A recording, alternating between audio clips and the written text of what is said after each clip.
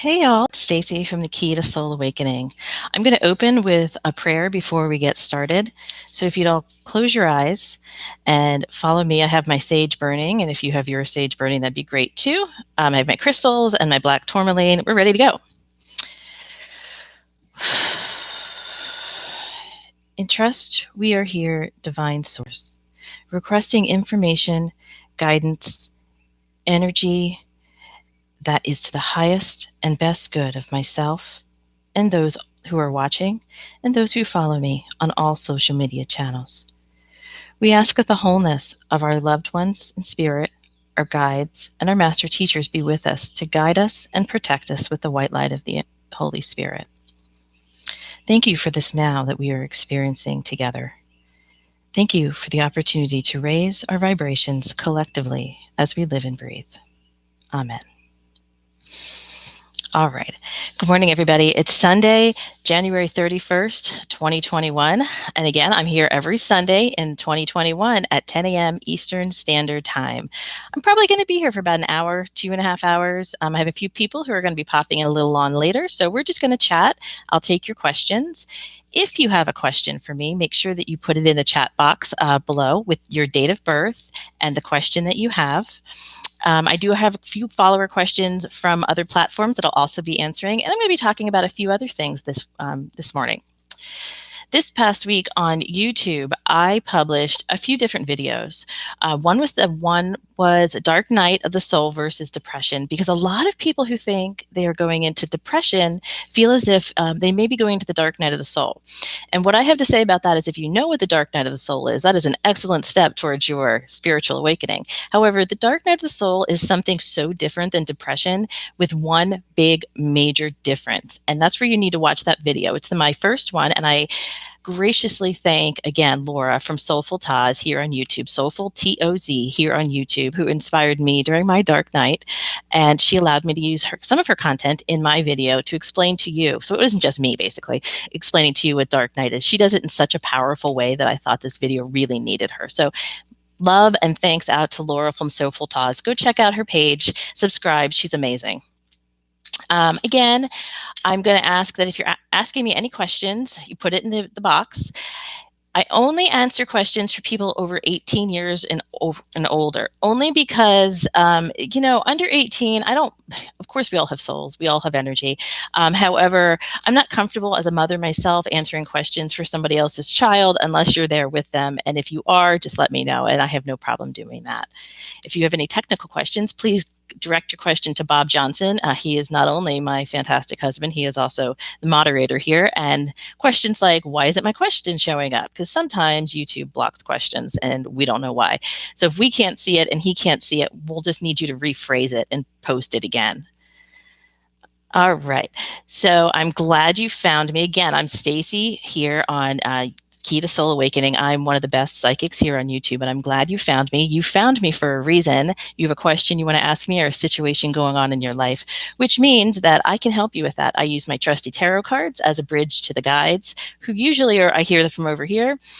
So when I go quiet when I'm answering questions, it's because I'm listening, and don't think that I'm ignoring you. All right, so let's go. If you're new here, please make sure that you subscribe to my channel and click the bell so when I go live on YouTube throughout the week, you know when I'm live and when I upload new content. This week's content, I'm going to be uploading my Soul Sisters series called Spiritual Tea with my friends Torrance and Holly. And we're going to be talking about all things spiritual. This week, we kick it off with The Secret of Water and what we thought about that. We went into so many different topics, though, in this discussion. It turned into a really, really long discussion. So I'm going to be cutting it into bits and pieces. So I'm going to be publishing bits and pieces of it over the next few weeks. And I think you're going to fall in love with Torrance and Holly like I have, because they're just amazingly funny and so gifted and insightful. So let's move on to make sure that you like this live stream and you tell YouTube that you love this live stream. Give it a like, please, and share it on your social media while we're still live, and tell everybody that I'm taking questions for free right now.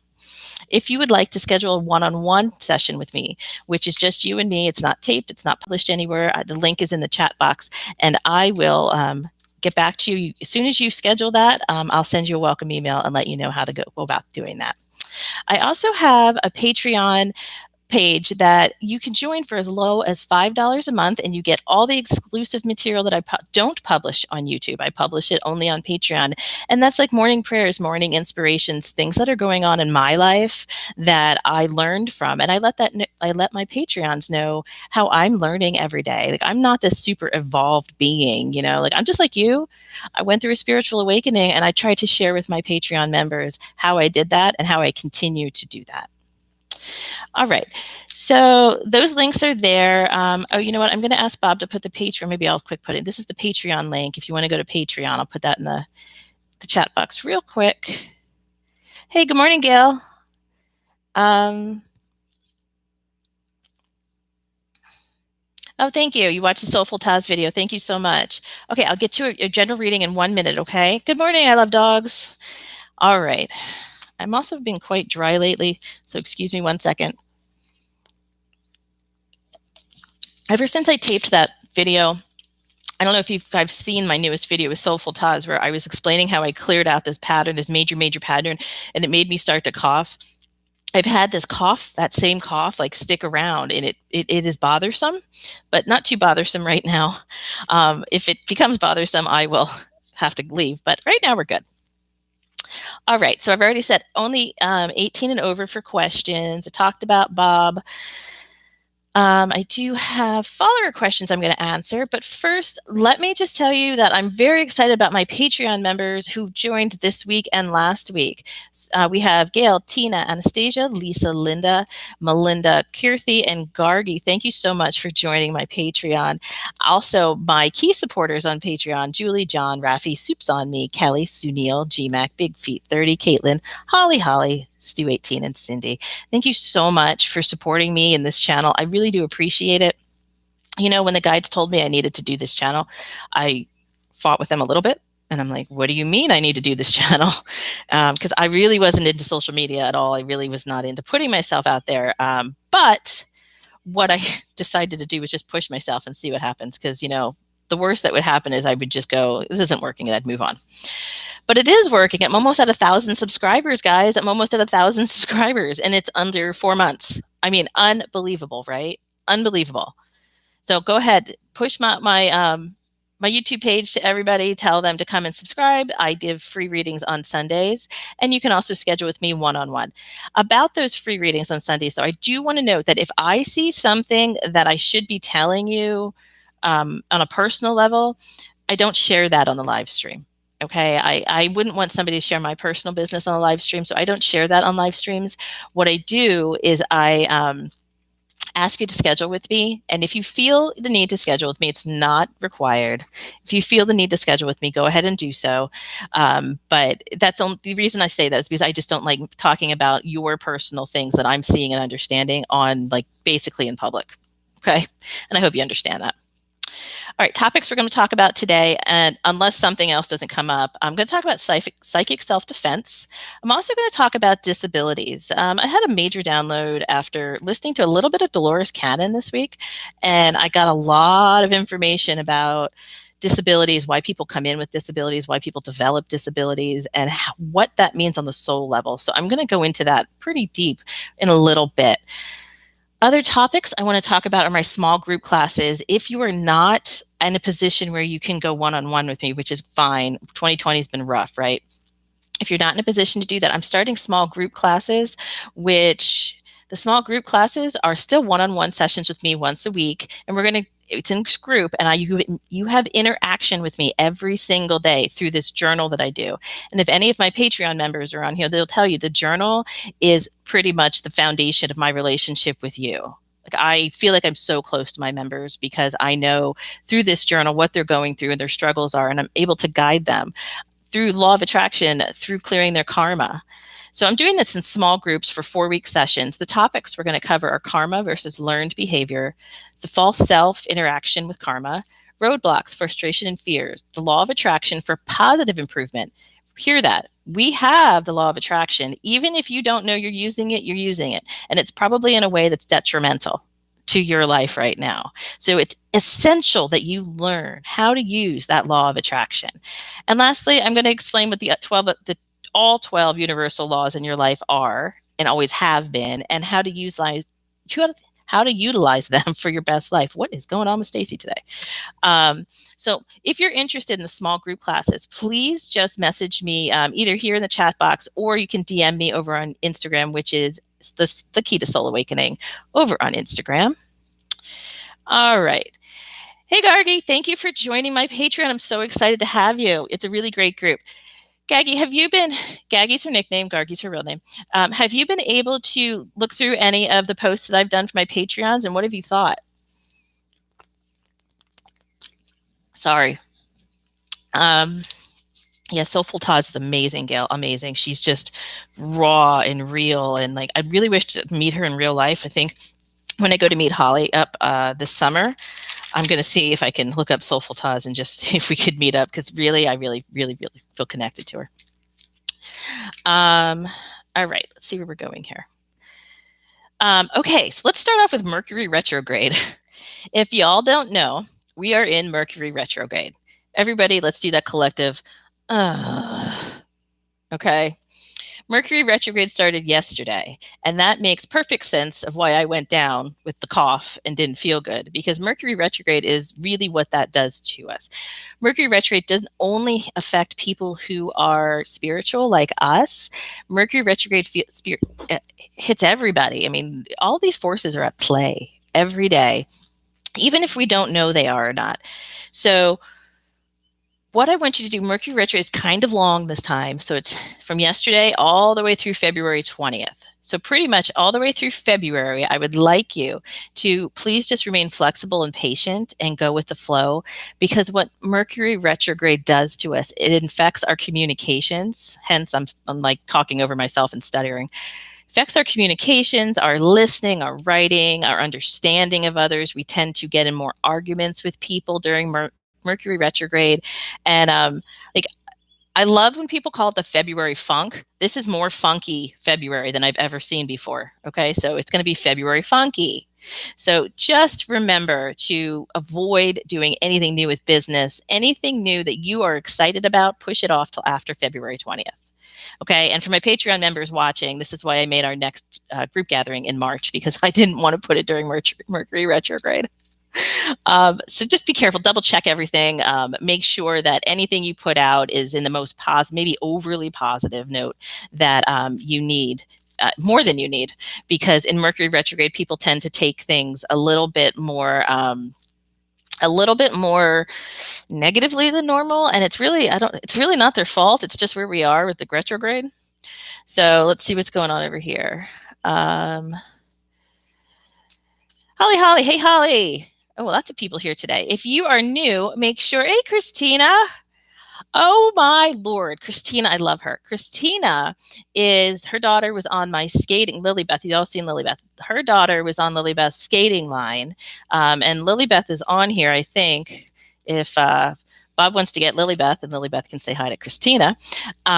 She was on the skating line together, and she's probably one of the most genuine, nice people I've ever met in my life, Christina. So let's all say hi to Christina. What I would like you to do, if you're new here, make sure you hit your like button on this live stream and then share it on your social media, so you let everybody know that I'm giving free tarot and psychic readings right now. I'd also like you, please, to hit that subscribe button and click the bell so you know when I upload new content and when I go live. During the week, my weeks are so like filled up with clients and then content that when I have like a half-hour space, I will get on here, but I never know when that's going to be. So make sure you hit that bell. Hey, Neelam. Yeah, I hope KB gets on here, Christina. Oh, Christina, no, there are no rinks around here. All of our rinks are filled with manatees. And what else do we have around here? Sharks, and we have lots of fish off of our dark. There's no, we thought about opening a rink. I talked to, our fabulous coach about that. And once we figure out how to keep, the power going and everything, because down here it's a little wonky, that we can, I would love to start a rink down here. I'd love it, because I miss watching her and I miss all you guys. Sure, I will get reading for you in 1 second. No, seriously, Christine, I miss all of you guys. Lilybeth's like, I think you miss them more than I do. Like, totally do. Okay. All right, let's make sure you hit that like button, please. If you're new, I'm going to go all the way up to the top, and then we'll do. How I do these is I bounce back and forth from topics I'm going to talk about, and then readings. So, Gail, first. Okay, so Gail, you approach life as a 3. Okay, so if you don't know, my screen's over here and my video's over here. So I try to talk here. Maybe I'll do this. Let's make this easier for you. Okay. Hi. Okay. Hi.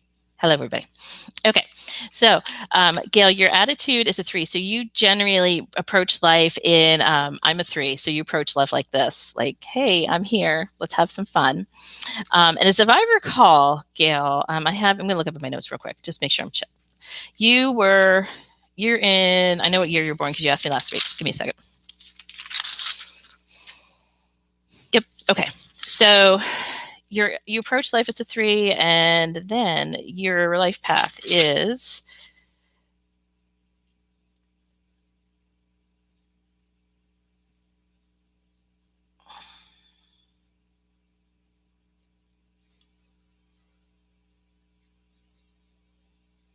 a 1. Okay. So your life path is a 1, and it's an awesome combination. I love those combinations because your life path is talking about how a 1 is very, very pointed, very like, I'm leadership, I'm going to do it, and I can do it by myself. And usually it's to your detriment. Like you need help with some things, and then you're like, yeah, I probably should ask somebody to help me with that. Oops. But you're very outgoing and very funny, and people just love coming to you. I mean, that's great. So let me do your general reading with my tarot cards, and I'm going to listen to my guides at the same time. They're laughing. Why are they laughing? They're laughing and asking me about how's that house going? They're saying, how's that house going, Gail? How's that house going? They're saying, don't worry about it. It's going to work itself out, and you're going to be in it before you know it. You're buying a second house. True. Kind of remember that from last week. You're buying a second house.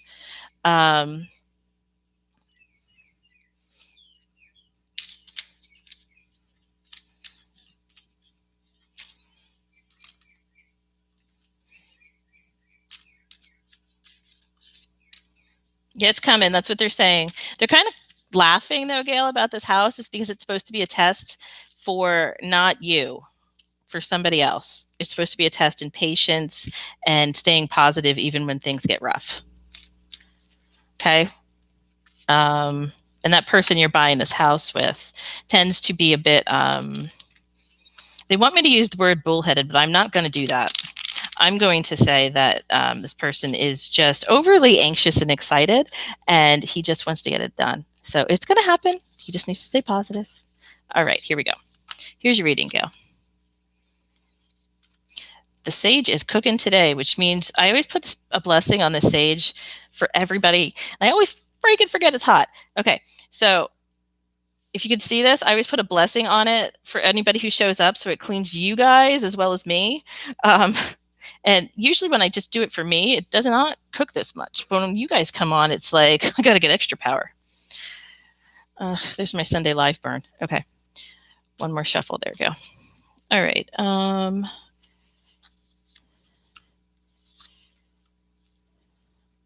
Yep, just like I just said, there's a lesson in all of this. You have a right time, Gail, right now.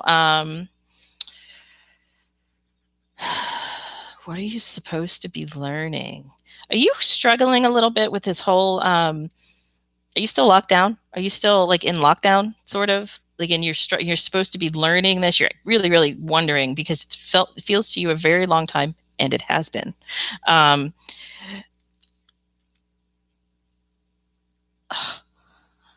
So yeah, you're wondering right now what you're supposed to be learning, and that is a major life lesson card. It's a major arcana card, which means that you this is something that you're resisting, but you need to learn it. And control. They're telling me the word control. They're telling me the word control, where you like to have control over your life, and you like and having all these mandates and lockdowns and all these things are really throwing you off. And it's just now starting to get to you. It's just now. I mean, it's been months, but it's just now starting. Yeah. I mean, I can see it. Like, so you need to ask yourself what you're supposed to be learning through all of this. And the cornerstone card are Insecurities from childhood, which means that you've always had a plan in your life and this is not fitting the plan. And what you want to do is say, well, I'm going to go with a no plan. No plan for me. That's what you need to be doing, because you're tending to feel a little domineering when you get out of control, like you're over controlling it. So they're actually telling me go with a no plan. All right. If there's any other questions I can answer for you, Gail, let me know. And those of you who are new, make sure you hit the like button at the top of the screen or the bottom of the screen. I think it's down here. Streams. Let's see who else had a question. I'm going to hop over to Annette, who asked me a question this morning. Yeah, great. Small group classes. Let me get the link for that, and then I will work on that link, and then I'm going to answer Annette's question as well. Annette found me through YouTube, and she heard that I am a special needs mom. And as for those of you that don't know, I do. I have two kids who have autism, and it's high functioning autism, so it's not like there are people who are a lot worse off than my kids, and I pray for them every day. And that's what I think every day, that I'm like, we can get through this. This is not the worst thing in the world.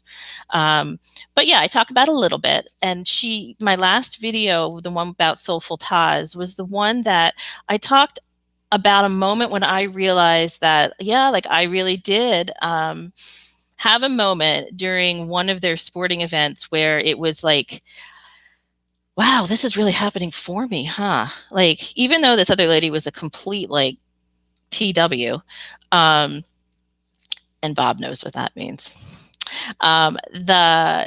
Here's my small group classes. I really took time and realized, wow, that this is really happening for me. And, and I realized I'm going to talk about this in a little bit when I talk about disabilities, about bringing the people who have special needs or disabilities into our life has a specific reason for us. Like whether we're a parent, whether we're just a family member or a friend, having those people in our life, maybe also being those people with disabilities, has a specific reason for our soul. So Annette asked me a question.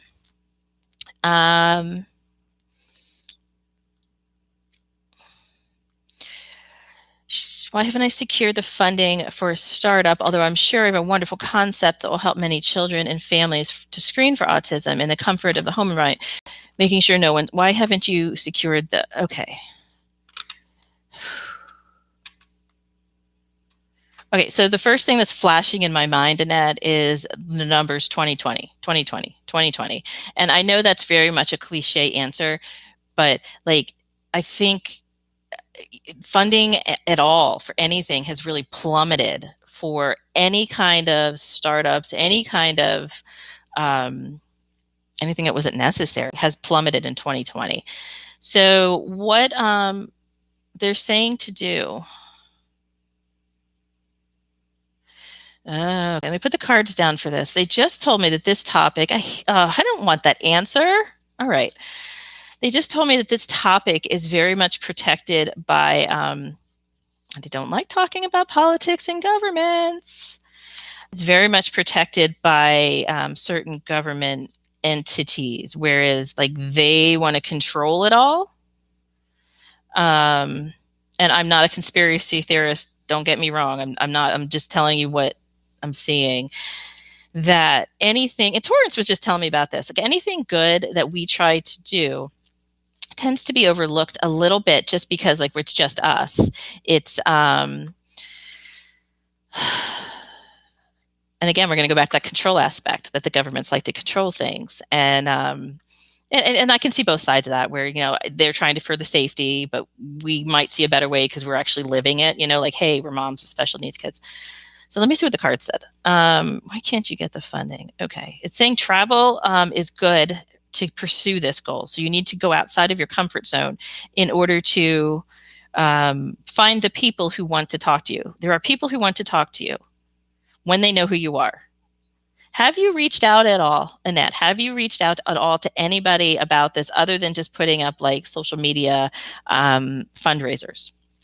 Because this is such an important issue that you'll need to get your name out and your concept out big time to other people in a big, forceful way. Um, they're almost telling me you need to contact Bob because Bob could help you with this. If you're interested in speaking to my husband, who does all kinds of IT, kinds of fun magician stuff, DM me, message me, and I'll give you his contact information, okay? Next, let's see. You have deep inner turmoil with this. Definitely ruled by the emotions. Yeah, okay, great. Your center card here is talking about you need to step out into the world. Give yourself some freedom. Don't hide in the corner with this idea. Don't I get the sense it's kind of like, here it is. I hope you like it. Be confident in it. And your cornerstone card is saying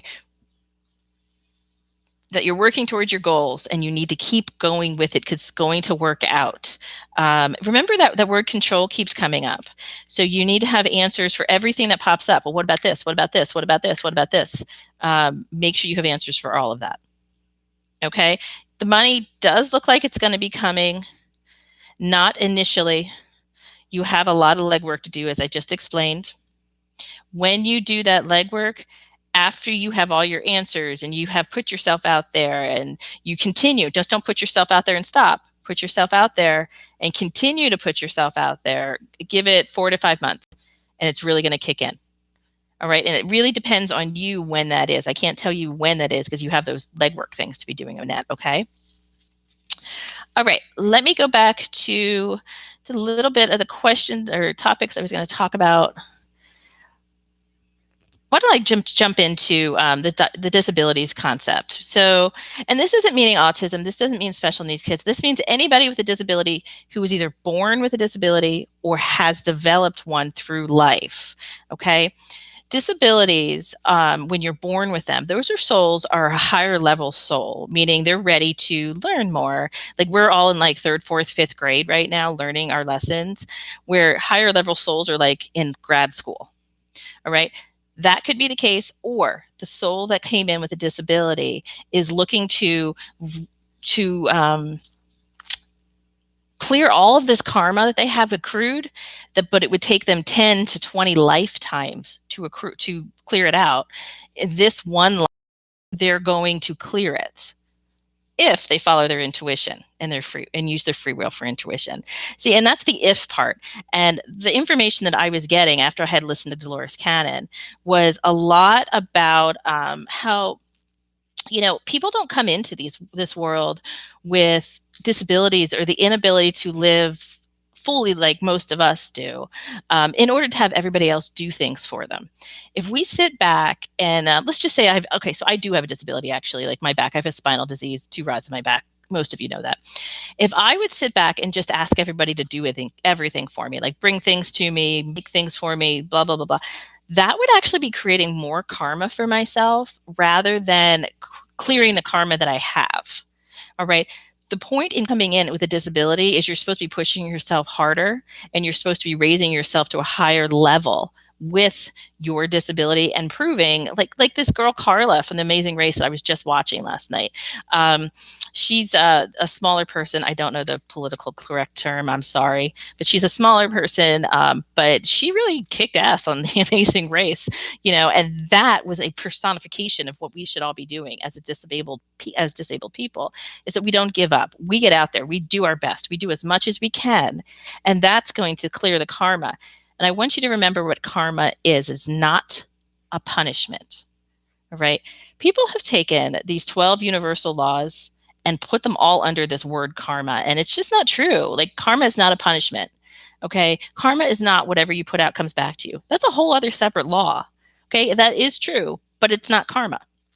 So this is why it's important when I do these small group small group sessions, I'm going to explain the 12 universal laws and how to pull them apart. All of this is not karma. Karma is simply a balance of experiences. So let's say you lived a life hundreds of years ago that was, you were very poor, you were starving, you died of starvation, okay? And then you came into this life very comfortable. You could have anything you want. But you were given more and more opportunities as the days go by to help other people who are starving and need food to eat. That's karma. That's where you're balancing it. It's neutral. It's not good. It's not bad. Karma is not good or bad. It's neutral, and you're just trying to balance the scales from what you did in your past lives. And that's kind of where we got when souls come to Earth. We don't only have to live in Earth. Earth is one form of hundreds of thousands of different choices of incarnations, but we get stuck in this wheel of karma that we have here because of free will. And because people make choices based in the ego, what feels good now, they create this karma for themselves that they have to come back and rebalance, unless they rebalance it in that same lifetime. And it really is not typical for that to happen, but it's happening more and more often now. So these disabled kids, when I say kids, I'm specifically talking about kids like mine with autism and those sorts of things. Give me 1 second. Sorry. They're coming to this world to teach us more than learn themselves. Okay? They're teaching us unconditional love. And if there's any special needs moms out there, go ahead and comment there, because I have gone through the gamut with emotions and rationalities and why this has happened. And I got down to the fact about 2 years ago that these kids came into my life to teach me unconditional love. And that's been my huge life lesson, is love unconditionally. Even though I haven't been loved conditionally, that made it even better for me to learn to love unconditionally. They are here to teach us patience and unconditional love. All right. And also, my own personal story with this is having not just one, but two kids with special needs, maybe 2.5 kids with special needs. It was another reason for me to fight with the world, where that was part of one of my karmic patterns, was fighting with everybody all the time. So I realized that I planned that in my life in order to come into my karmic pattern and clear it. So now that I have, it's pretty much, my life is really, really just flowing at this point. So, I mean, it's really interesting that, disabilities is not something we should pity or put any kind of pity on somebody about. Disabilities definitely are supposed to be learned for both the person and the people around them. And if you have any more questions about people with disabilities, go ahead and pop them in the chat box. I would love to talk more about this. All right, let's go back to questions.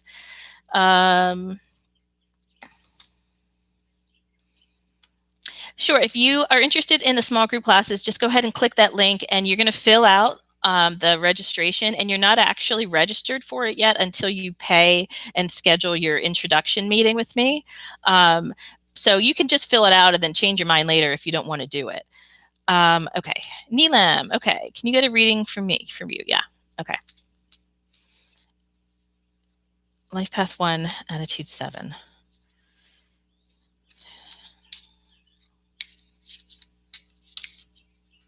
Neelam, you feel trapped to me too. And I say that kind of flippantly only because we all are, and I think you're feeling it more than most.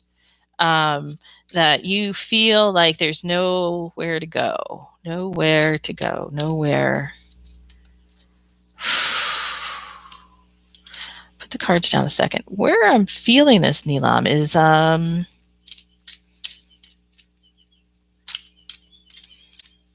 it's like you want to run down the street and just throw your arms open and circle and yay, but you feel you can't. And I'm not sure if that's emotionally or physically yet. So if you're still here, let me know. I'm going to put the cards down for you. Actually, I'm going to wait to put the cards down, because ordinarily what happens is sometimes people drop, their internet drops, and I do the reading and they're not here. So if Neelam, if you're here, go ahead and tell me, and I'll do your reading right now, or tell me when you get back. And then I'll do your reading, okay? If you're new here, make sure you hit that like button and you hit subscribe on this channel and click the bell so you know when I go live every Sunday at 10 a.m. And I go live during the week sometimes too. I just don't have a schedule. But make sure you hit the like button to this live stream so you let YouTube know that you like what I'm saying here. All right. I love dogs. May I get a reading on how your February is going to be? Sure. And I am going to do your drawing that I promised to do for you last week, because we have our reading next week about what I'm seeing about your house situation. It's a really pretty little house, so I'll draw that out for you, okay? February. All right, what will your February be like?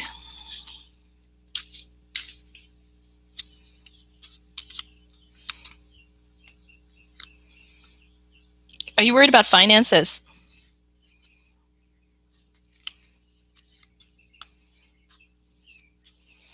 I love dogs. The first card that came out was finances, that you're worried about finances. Um, and your limit in that card came out too, so I'll put that over there. Okay.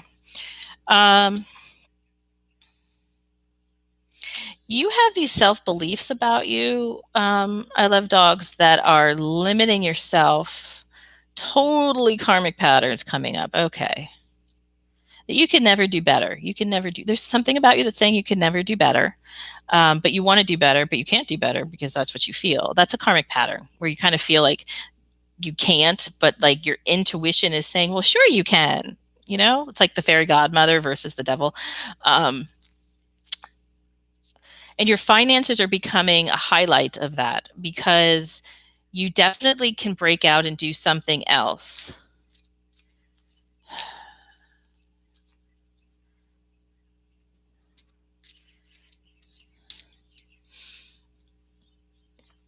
And I only say this because I remember you telling me you're going to be a veterinarian tech. What I'm seeing though is you having more of a personal interaction with pets and pet owners, like having a business that caters to dogs, animals in general, not just dogs. Um, I see you have more, and people are going to pay for this. People are going to pay for this because at this point in the States and in Canada, like our pets have become our children.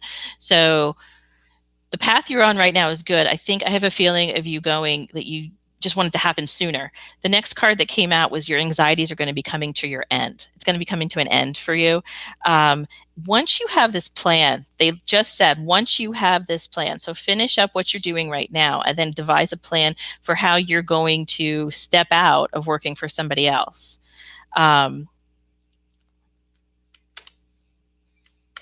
Oh, that's interesting. We definitely can talk about that next week, being a healer.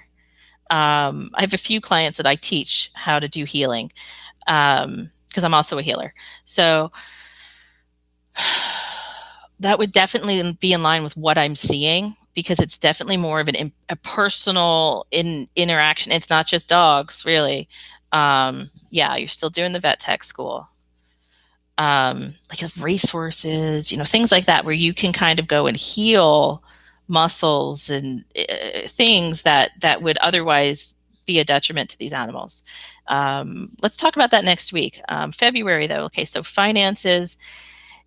You need to let go of these limiting self-beliefs. Like really, really, I want you to think about your delusional childhood fantasies with your life, and that's what you're going to manifest. Okay, let go of the limiting beliefs as this is all I can do, and maybe no.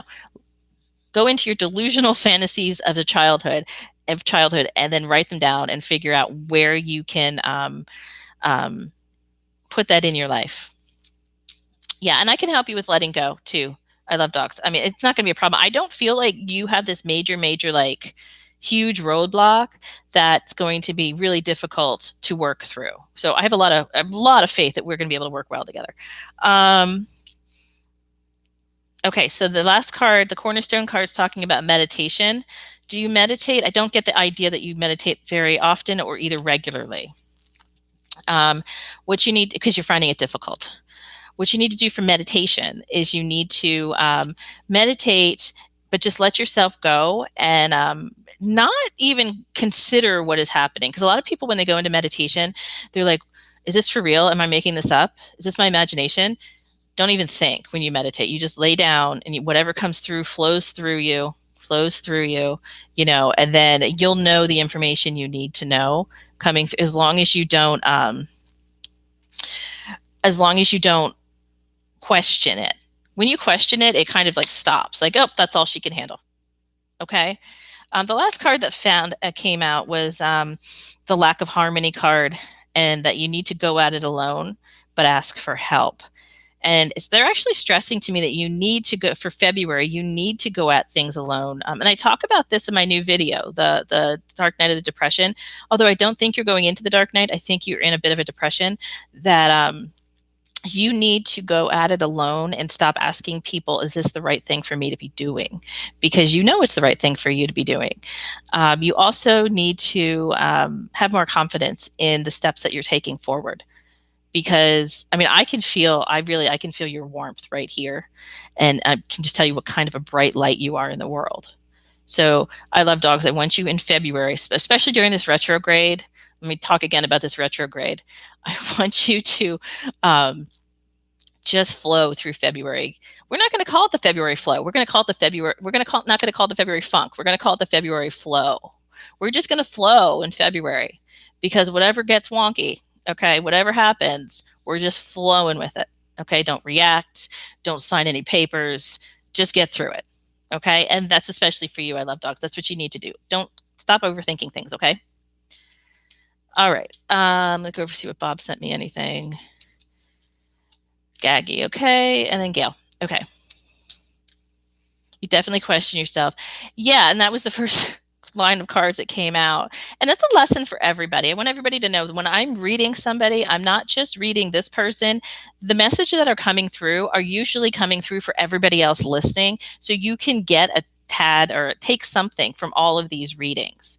You know, if you've learned from somebody else's reading, go ahead and tell me in the chat. Just give me a yes or a thumbs up and tell me, yeah, I've definitely picked something else up, because that is true for everybody. Stop questioning yourself. Okay, because that's your ego, that's your false self. That's this guy on the show, that little devil person I like to say, that's like, yeah, do it, like, you know, Beavis and Butthead, do it, do it, do it, do it. Okay, over here is your guides. They're always over here. They're your intuition. They're very quiet and they don't interrupt unless you ask them for help, because that's the law of free will, is where they can't do it. They can't interrupt us. You know, even if they see us in grave danger, they can't stop us. They can't, because we haven't given them that permission. So if you want your guides to give you guidance, you need to verbally say, I give you guidance to intercede on my behalf, to stop me from making this, or try to stop me, or guide me into other choices that would be better for me. That is giving them the permission to help you. All right. And I love dogs, when she's talking about she questions herself, it's because she is gotten trained to listening to this guy in her ear, when really she knows there's something else that she should be doing. So it's like, everybody does this. Should I be doing it? All right. Usually the choice you go for is the choice that is the one that you fear the most. That does not mean bodily harm or harming others. That means the one that's most emotionally hard for you to do, the one that you fear the most, but the one that's probably best in the long run. That's the one we need to do. Let's take the example of me moving here. Okay. Hello, scary. But in the long run, it worked out very well for my entire family. But it was a little bit of a, am I really going to do this? But yeah, that was the choice that I was presented with. And I, as you see, if you watch that video, as I said, I just said I wasn't going to resist to anything. And I was like, cool, let's talk about it. All right. Next, Bob, are there any more questions? I'm down to Gaggy and Gail. Gaggy, I'd like to know how my current energy is coming out. Gaggy, I feel, and I've been feeling this for a couple days, that you, okay, for those of you who aren't aware, Gaggy and I mean, I honestly only met her once or twice over like Zoom or Instagram Live. I think Gaggy and I have some sort of connection, because like I can like psychically connect with her. I've been feeling for a few days there, Gaggy, that you have been coming out like a firework. What's that Katy Perry song? You know, baby, you're a firework. That's what that's, I feel like you're coming up out of that. There's been a lot holding you back, and you've been, I think you're starting to realize that, okay, I'm going to say this. I think you're starting to realize that you are more important than waiting around for a relationship. All right. And that's what you need to focus on. Okay. Great. Yeah. All right. Gail McCann, why am I dreaming about not wearing a mask in public?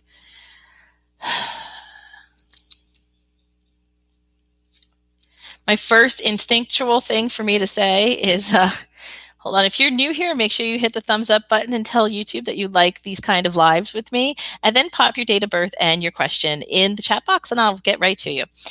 Okay, Gail, I think my first reaction to your question was like, well, it's kind of a release thing. And then my guide said no. You have this streak inside of you that, okay, outside of you, Gail, you're very, very reserved. You're very like, okay, what are we going to do? We're going to follow the rules. This is how we're going to do it. But inside of you, you're like, fuck it. I want to do what I want to do. And like, I think you're wrestling with that coming out where you're like, what you want to do with your life and every day in your life. And you kind of hold that back for your outward appearances. Whereas that dream is specifically pointing you towards like, you want to live on your own terms. And what does that mean for you? What does that mean for you?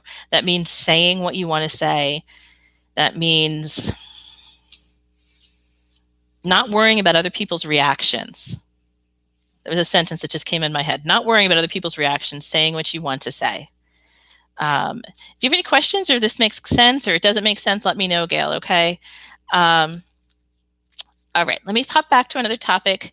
If you have any questions, put them in the chat box, and then you can, I'll answer them on air. I'm seeing if I have any others on my other platforms real quick. You can also DM me on Instagram. I'm not on here a whole lot while I'm on live, though. Okay, let me flip back over here. So, all right, so let's start talking about changes. Everyone wants to know about manifesting. All right, law of attraction, manifesting, really hot right now, right? Okay, let me just quick see if I can, I can't screen share on here, right, Bob? I can't screen share on YouTube Live. I seriously need a better software. If anybody knows of a software that I can use that integrates with YouTube Live, that has graphics and allows me to share with people, let me know because I've been having issues. So I wanted to screen share this with you, but I might just put the link to where it is in your chat box so you can see what I'm talking about. There's a vibrational scale that we all have energy. We all have energy. I mean, it's not even, there's not even a question about that. So let me see here. I'm going to put this link in for you so you can see what I'm talking about. And if it doesn't work, all right, let put this here. This is the vibrational scale I'm about to talk about. All right, and it should look like a cone with the word omega on top of it. So open that up right now. And then I'm going to be talking about vibrational scale. So when we look at this vibrational scale, it goes from 700 at the very top to 20 at the bottom. And those numbers are just to kind of give us a point of reference of where we are in our lives. Now, when I first learned about this, I thought I was very much I thought I was in a place where it was like, I want to get better. I don't want to be like this anymore. And what I didn't realize when I looked at this, I realized I was in more of the guilt and shame, which is the dead ass bottom of this vibrational scale. Okay, so really consider to yourself where you are most of the time. Because where you are in this scale most of the time is where your vibration rates, where it, oh, hey, WeChat, I'm not sure. I didn't put any settings or anything on it. It should still all be there. So when we talk about manifesting, the only time we can actually start manifesting is when we get up to this 250 neutrality right in the middle. Okay, courage and neutrality. And that really has to do with, well, there's a lot of stuff it has to do with, but the two things you can start doing in order to start manifesting is, number one, you need to stop projecting lack. For example, I don't have any money, or everybody is so mean to me. You're projecting that out through your vibration, through the law of attraction. So the law of attraction does not fix anything and it does not bring us what we want. The law of attraction only brings us what we are. So if we're putting out that we have no money, the law of attraction will continue to bring us situations where we have no money. It will not bring us money unless you start raising your vibration, being happy with where you are in your life, and then feeling in your core of your soul that you are completely happy with everything you have. When you put that out, the law of attraction will bring you more of things to be happy with. So you need to, number one, stop projecting lack and expecting the law of attraction to fix things, because the law of attraction doesn't fix things. The second thing is, and this is huge, and if I lose viewers when I talk about this right now, bye-bye, because I'm tired of losing viewers when I start to talk about this. The law of polarity has never been so strong as it has been right now, actually in 2020 and moving into 2021. And let me explain why. And I'm not going to be talking about anything political. You can take it political, you can not take it political, whatever.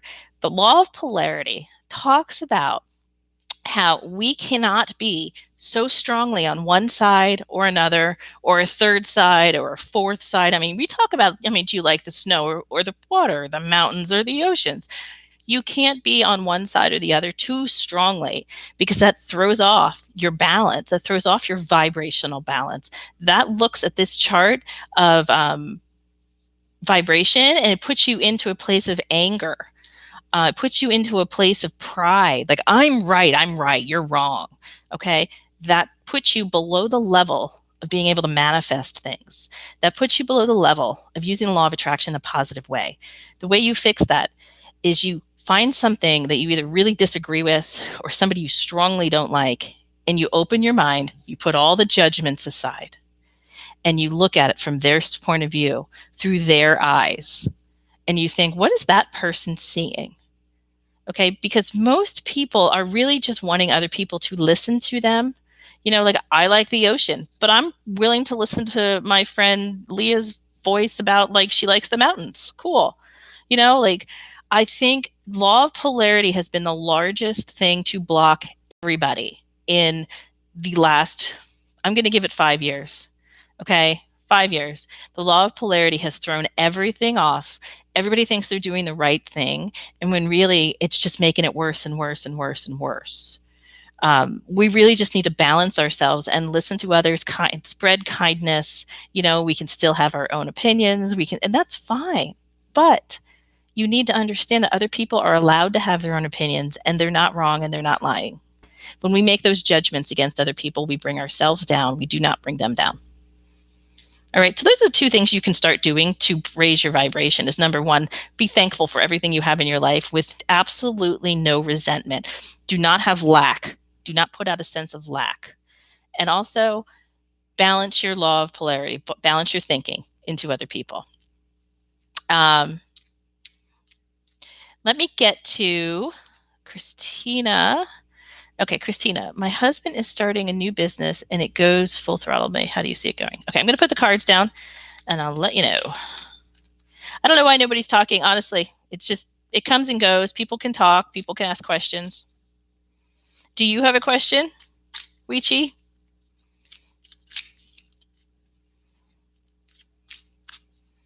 Okay. Business.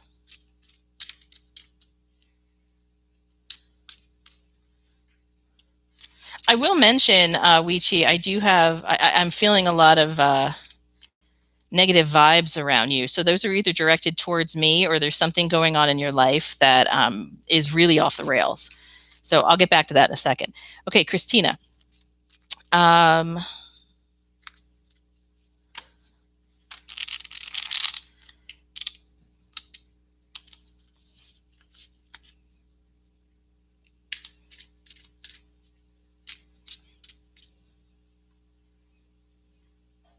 Look at your question one more time, Christina.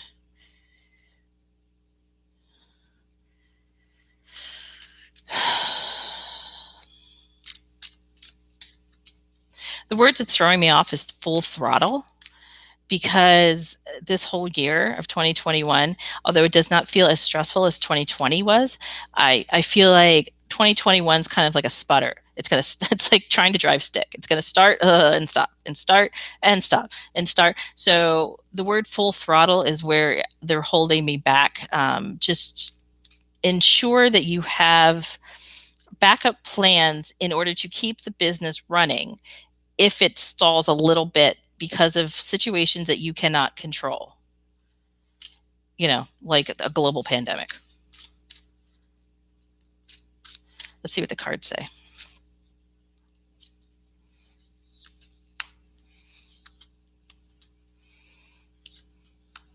Cups, wands.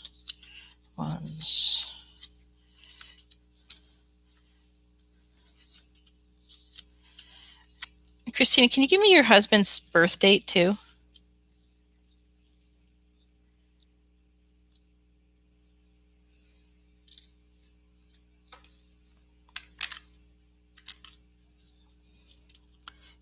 Space to move on. I see Pentacles. Okay, so the central card is talking about just move right into it. The time is now to do it. Yeah, it feels good. I worry just a little bit about the sputtering of this year. Starts, stops, starts, stops.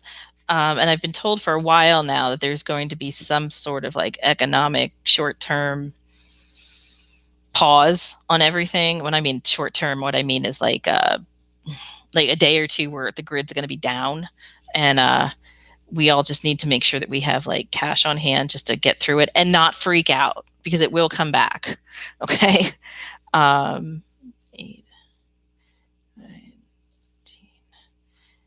10. Okay. Oh, definitely, definitely. Is he a bit of a workaholic?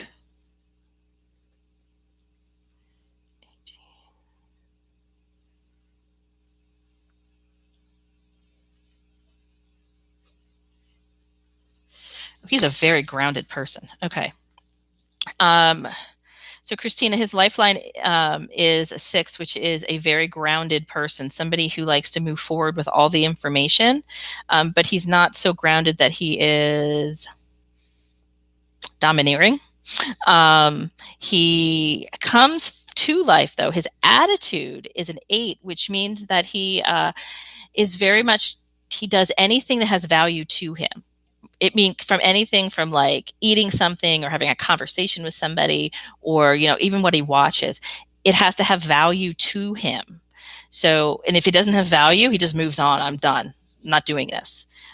So this project is very, very central to who he is. They're saying it's very central to who he is and how he wants the world to see him.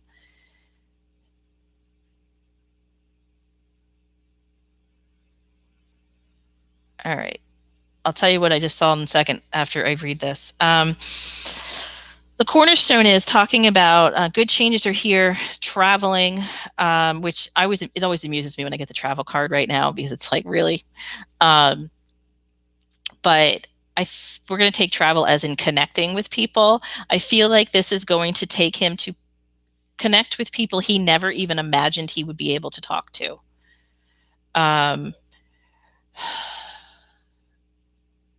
There's a sense part of him, though. There's a part of him that is,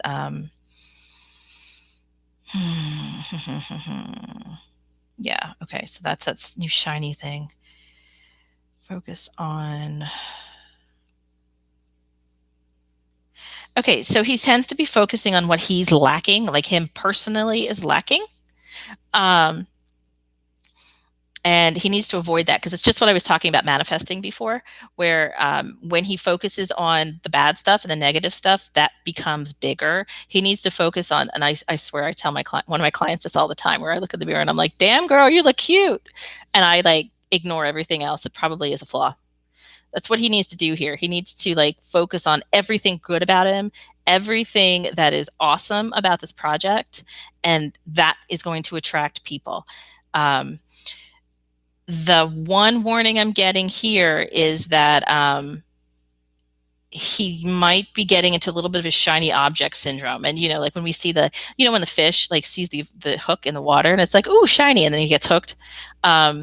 Just be careful. Like he needs to check everything out first before he plunges in. What I was seeing before I read all of this was that this is definitely going to take him to new heights. And it's going to change his life, like big time change his life. The caveat I'm going to say there is he has to stay positive, because what people end up doing when they start these new projects, especially one as large as this one, this feels large, that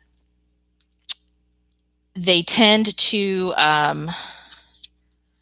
look at everything like, oh, is that going to ruin me? Is that going to ruin me? Is that going to ruin me? He needs to ignore it all and just focus on everything positive, because anything that's coming to him that is any kind of negativity is going to be a test of who he is and who he is becoming, because he has here it comes again. All right. This is what they're saying straight through. I'm not even going to try to interpret this. He has changed who he is in the last about 10 years. And he's not the same person he was when you met him. And you're happy with that. He's surprised. And he doesn't ever want to go back to that. It doesn't feel like he was like mean or anything. It just feels like he was like definitely like a focused on one thing and not what he should have been focused on. But this is definitely going to take him to further heights than he ever could imagine. Needs to stay positive. He tends to, he gets sulk, he sulks a lot when things don't go well. And you are there really to nurture him when that happens. Is that true?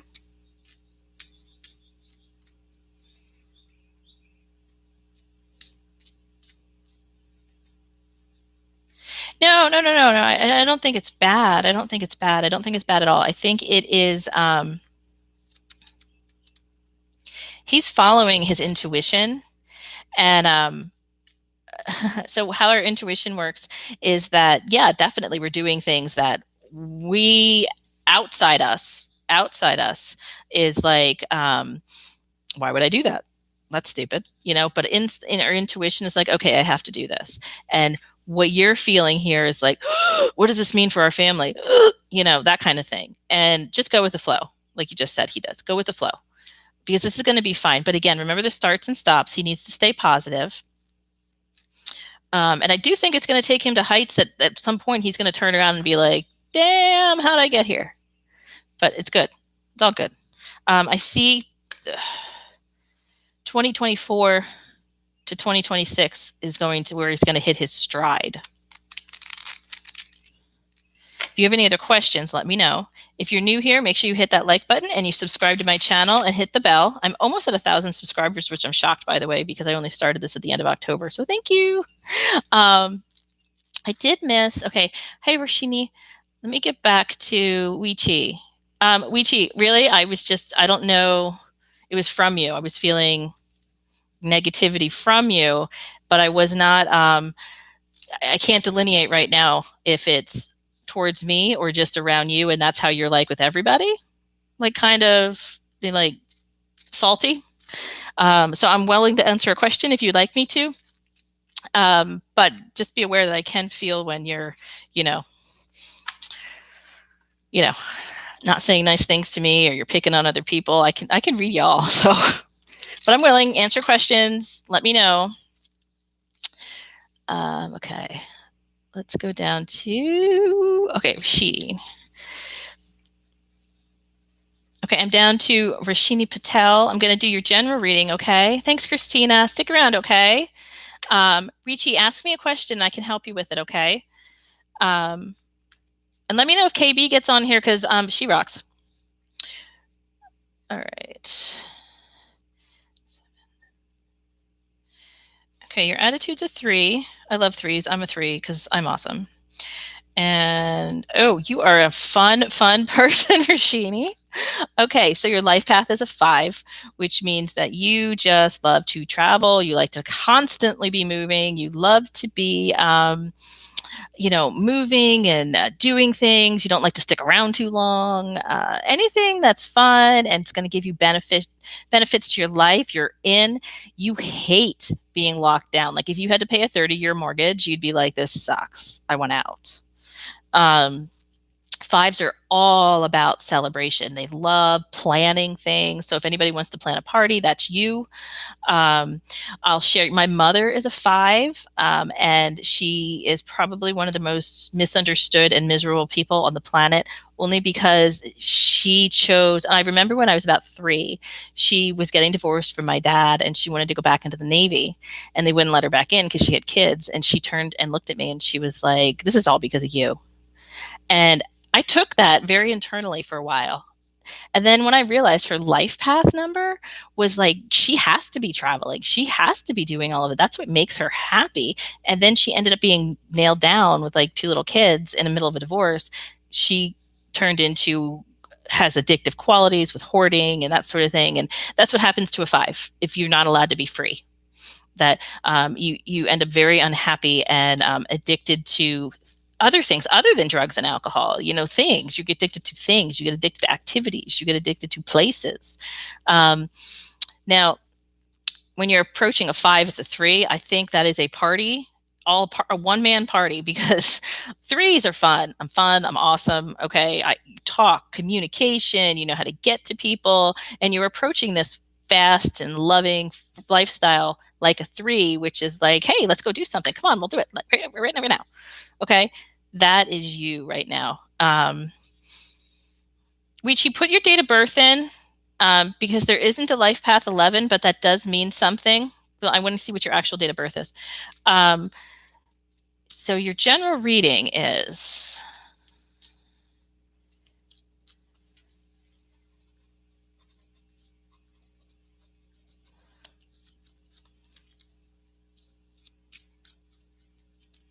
if anybody has any other questions, it doesn't have to be a reading, it just be general questions about the topic of spirituality. You can put those questions in and I can answer them as I go back and forth from readings. I'm probably going to be on here for another hour and a half. So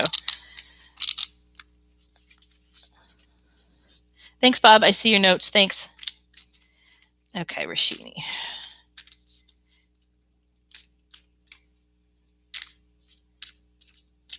So you're under 18, Wichi? Kind of makes sense. I won't kick you out. I just can't do a reading on you. You can feel free to stick around if you're under 18. I just personally don't like doing readings on people who are under 18 because it just goes against my ethical principles. Okay, Rashidi.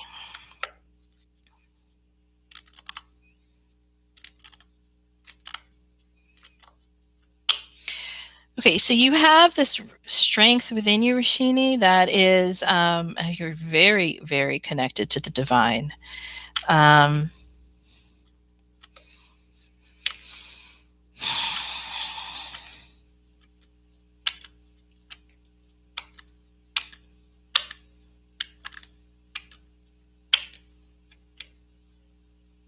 So you had a loss in the last 2 years of some kind that really tested your strength, but you made you more strong and connected to the divine than ever.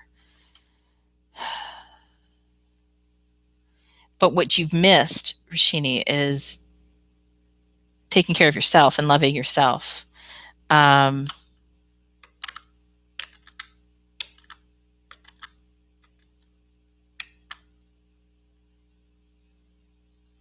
see what else this says.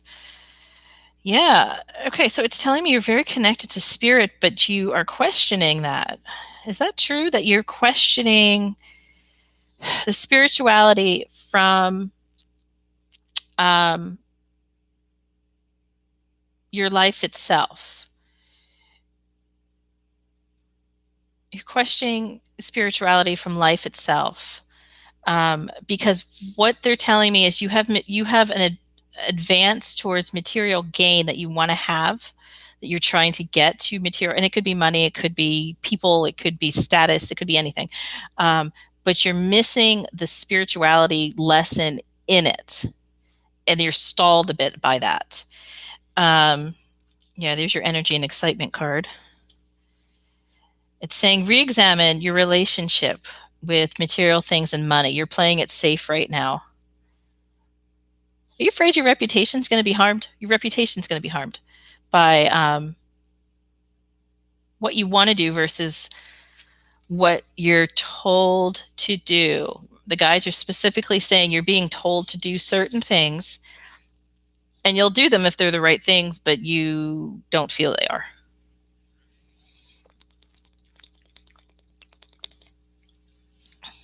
Excuse me. If you're still around, Rashini, let me know, okay? Hey, Lisa.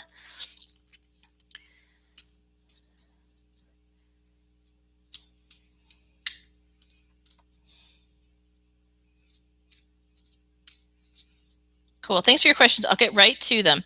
Rashidi, if you have any questions about this, I want you to put them in. The major lesson here is you need to trust your intuition and not trust other people around you. Because what other people around us tend to do is tell us information that makes them more comfortable about us. Okay, it's 11:11 right now, which means that tells me this is an important message for you and for others on this channel. You need to, everybody, I want you to listen to this. When people are directing us in a way that giving us advice. I love that. Let me give you some advice. Here's what you need to do. Bob's mom's good at that. You need to. What happens is that they're telling us advice which would make them more comfortable with us rather than helping us in our life path. So anytime you get advice that is prefaced with "Here's what you need to do," or let me give you some advice, I want you to take it with a grain of salt and consider: is this person trying to make themselves more comfortable or actually trying to help me? All right. That was a trap I was in for a very long time. All right. So Rashidi, if you have any questions, let me know. If you're new here, make sure you hit the like button, subscribe, hit the bell, and make sure you share this channel on your social media and let people know I'm here for around another hour and a half, taking questions for free. Anything you have to ask me, I'm here to answer about spirituality. Thank you again, Christine. I'm so glad you came. I miss you guys so much. Okay. Weechi, what I can do is I will give you an energy read. Just let me know you're still here.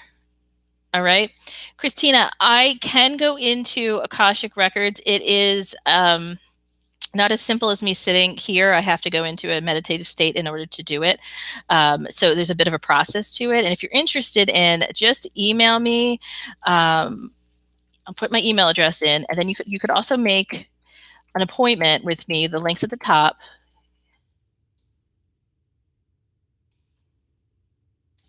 KitaHappiness@gmail.com. So that's my email address. Email me if you are interested in the Akashic Record kind of thing, because the Akashic Records don't work exactly like, again, like anything. They always make it so easy. So when we go into your Akashic Records, we may not be seeing your past lives or your future lives. What we're shown is what's important for you to see right now. Um, and it really doesn't matter if it's your past life or not. I can do past life regressions like sitting right here, telling you a bit about your past life. The Akashic Records is a bit more about, what you need to learn right now. And it may not even be your past life. It could be somebody else's that you need to learn from. Okay, so the Akashic Records definitely is a whole different animal than what I normally do, but I can do it. But I need to have a little bit more back and forth with you, okay? Okay, so let me jump forward to Gaggy real quick, and then I'm going to come back to these other questions. So Gaggy, Gargi is her real name. Again, thank you for joining my Patreon, Gargi. I very much appreciate it. What Akashic Records are, we call them Akashic Records because they came from ancient civilizations, which called them Akashic Records, but really it's just called the Book of Life. What it is the record of everything that was and is, because time isn't linear. Time actually overlaps. Time, that's why we have, like, sometimes we're like deja vu moments where we're like, wait, that happened, because it's happening concurrently on a different timeline and you've just kind of intersected with it. So the Akashic Records show us everything that's ever happened and will happen, but they only reveal themselves in a way that we need to know. We aren't allowed to know things that won't bring us anything but good, okay? Anything but positive things. Okay, I got to jump down to this mirror thing. If you have more questions about the Book of Life or the Akashic Records, let me know. Let's see. Weechi, I'm going to do your energy read real quick, okay? You're still here? Your energy read, Weechi. You like to be very, hey, I'm here, everyone pay attention to me, but there's inside of you, you're very, very, it's almost like introverted. You're very, very cautious inside, but you want other people to see you as not that way because you think there's something wrong with that. But really, there are people in the world, like I'm one of them. I'm an extreme introvert. Surprise. You can tell, ask Bob, like I don't leave the house usually ever. Like I'm okay with that. But when the show is on, lights are on, you're very like, here I am, aren't I great? Look at me, I'm funny, and that's fine. But I think you feel like one of them is a fraud. One of them is a fraud. When really neither one of them is a fraud. It's just a matter of which you're more comfortable with at the moment. Okay, Wichi? Let me know if that resonated with you. Okay. Drishti, Drishti, I'll get to you in a minute. All right, let's see her. Spirit animal. Gaggy, your spirit animal.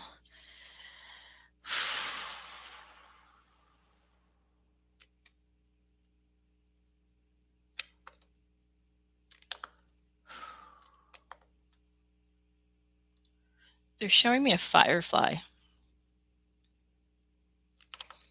You know those fireflies that are like, which are sadly going extinct. When I was a kid, I used to go to my grandma's backyard and we'd catch all those fireflies and they'd light up. Okay, they're showing me a firefly. And fireflies mean that you have the ability to find light in the darkness. That I think we knew this already. You communicate with color. So if somebody gives you an emotion, Gaggy, you tend to think of that emotion in a color. I do the same thing. It's like, which joke is that? It's like somebody like a dog barks green. It's not a movie or something, but like I totally understood what they were saying. So you tend to think in color. And that color will translate to you as an emotion. And you use light as an ability. Yeah. I think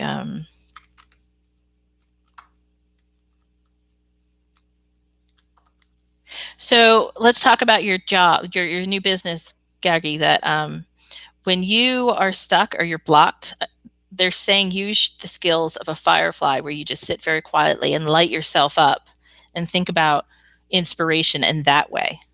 Don't push yourself. Okay? All right, who's next? Spirit animal, energy. Drishti, I suddenly remember from my ex from 2 days ago. Do you think it was weird about that? I think you're still connected to your ex through energetic cords. If you're still thinking of him, and he probably was thinking about you. And I always direct people to Nikki Sutton for cord cuttings because she was fantastic with me doing my cord cutting. And honestly, I didn't think it would work. Like everything else in this process, I was like, this is crap. I'm not going to do this, whatever. It's the best thing I ever did in my life. So if you want to like cut the cord, it literally is an energetic cord, like an umbilical cord connected to him, you would go to somebody like Nikki Sutton, who's trained in it. She's trained hypnosis. She knows how to do cord cuttings. You don't want to go to somebody who's just like, hey, I learned how to do it on YouTube. You want to go to somebody who's trained. NikkiSutton.com is where you'd want to go to cut that, because I really don't feel that that's a healthy connection for you to continue having with your ex. So I would suggest that you do cut that cord, because what happens is when you suddenly remember or they show up in a dream after you've forgotten, and everybody listen to this, okay?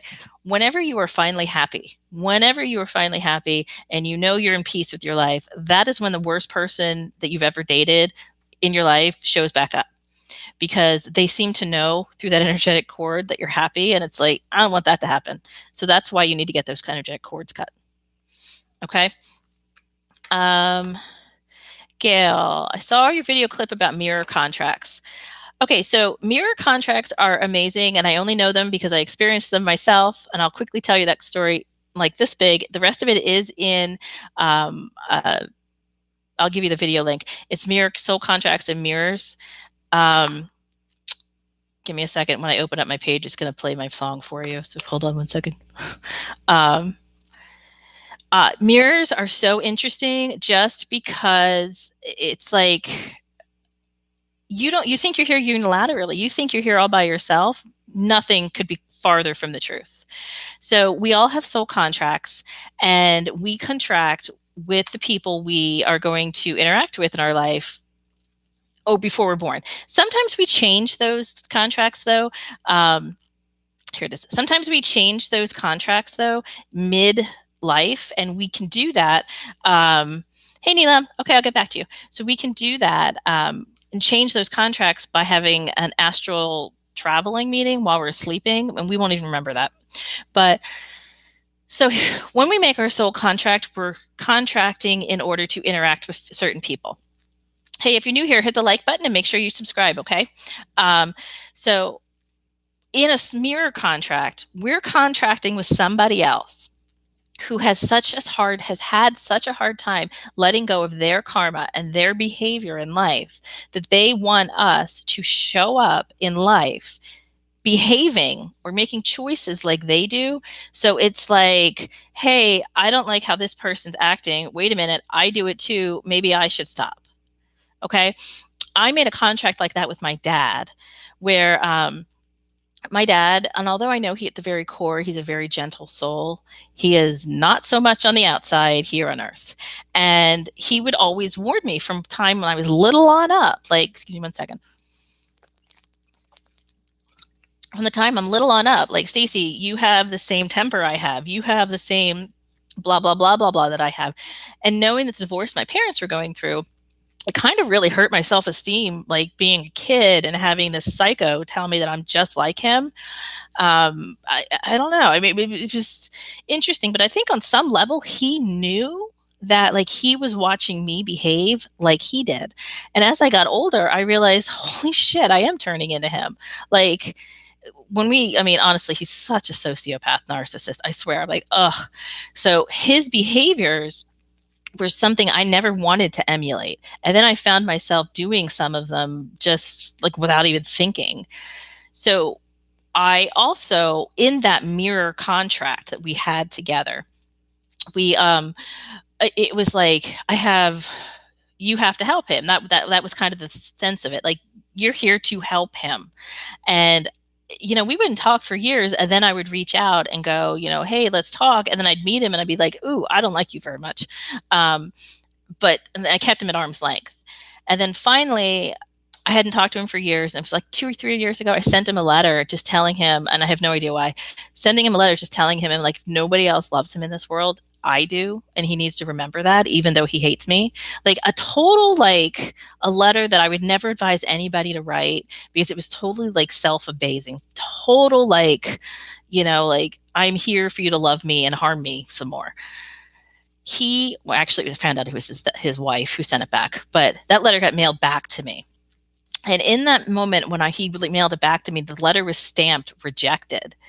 And I remember thinking, holy fuck, like, I actually have legal proof now that he's rejected me my entire life. Like, I have a legal document that he's rejected me. Like, in my weird, twisted mind, that was funny. And in that moment, and the moments that ensued, I realized that I had done every single thing I could do in order to get him to realize that was not the way he was supposed to be. He needed to turn his life around. And he was actively choosing not to listen to me, actively choosing to look at me as a projection of him, that our mirror contract got voided. I no longer have the desire anymore to try to help him. I no longer have the desire to even talk and interact with him. So mirror contracts are just a little bit of it's not all of us. Our entire existence is not in order to make somebody else see that they are behaving badly. It's like this much of your soul contract. What the important thing about mirror contracts are, though, is that when you're looking for someone to change and you don't like their behaviors, you need to reflect upon yourself to see if you also do those behaviors. It works both ways. So, and you're not chained to this person for your whole life. Like, there comes a time that when it's not, changing, like when this person isn't changing, you don't have to change them. That's their choice. You can choose to move on, which I have. And I had a cord cutting with Nikki. Thank you, Holly. Yes, thank you. Holly also had a cord cutting with Nikki. Holly is my amazing best friend. And she had a cord cutting with Nikki to cut the cord with her ex. And she was like, this is the best thing I ever did in my life. And I can't agree more.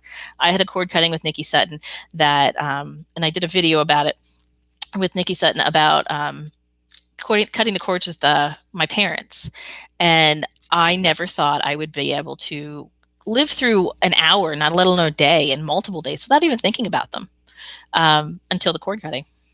So yeah, mirror contracts are definitely something that our existence, and they work both ways. So we're supposed to improve ourselves, and so is the person we mirror.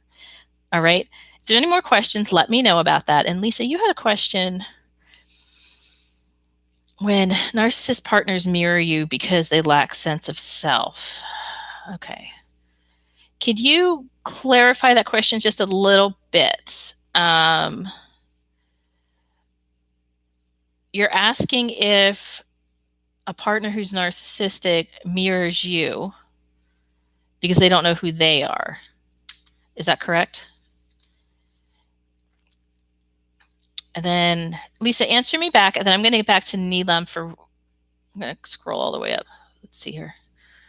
Neelam, okay, hi.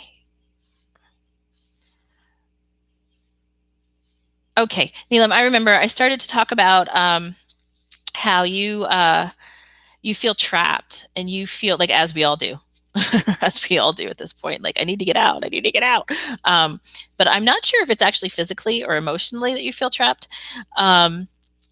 You have, I'm going to put the cards down 1 second. I definitely feel like there's people around you telling you what you need to be doing. So hold on a second. Hey, Bob, let me know if Lisa writes back, okay? Because I don't have that screen open.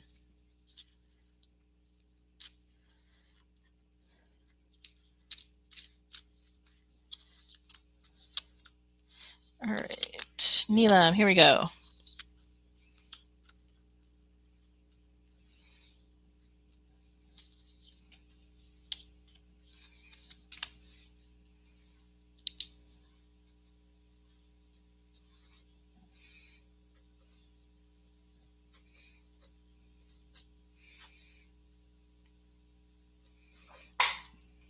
Okay.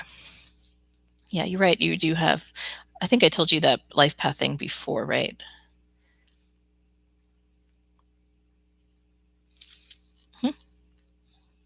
Yes, so you're correct about your life path and your attitude number, Neelam. Okay, so your central for this reading, there's a justice going to be coming. So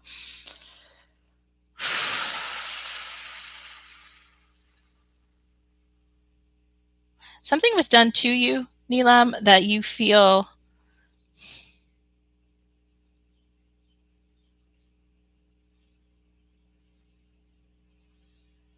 they keep giving me the word that I'm not, they don't want me to say on YouTube. You were harmed by somebody else, and that had a large effect on you, like physically harmed. Justice, the justice card is the central message here, and justice is coming for this, whether it is either legal or that you are going to find freedom in that. I haven't looked at the rest of the cards, but that popped out because it's the center message for this. Right now you're having a lot of dark thoughts about yourself. Let me pull down the bottom here, see if she's saying anything here.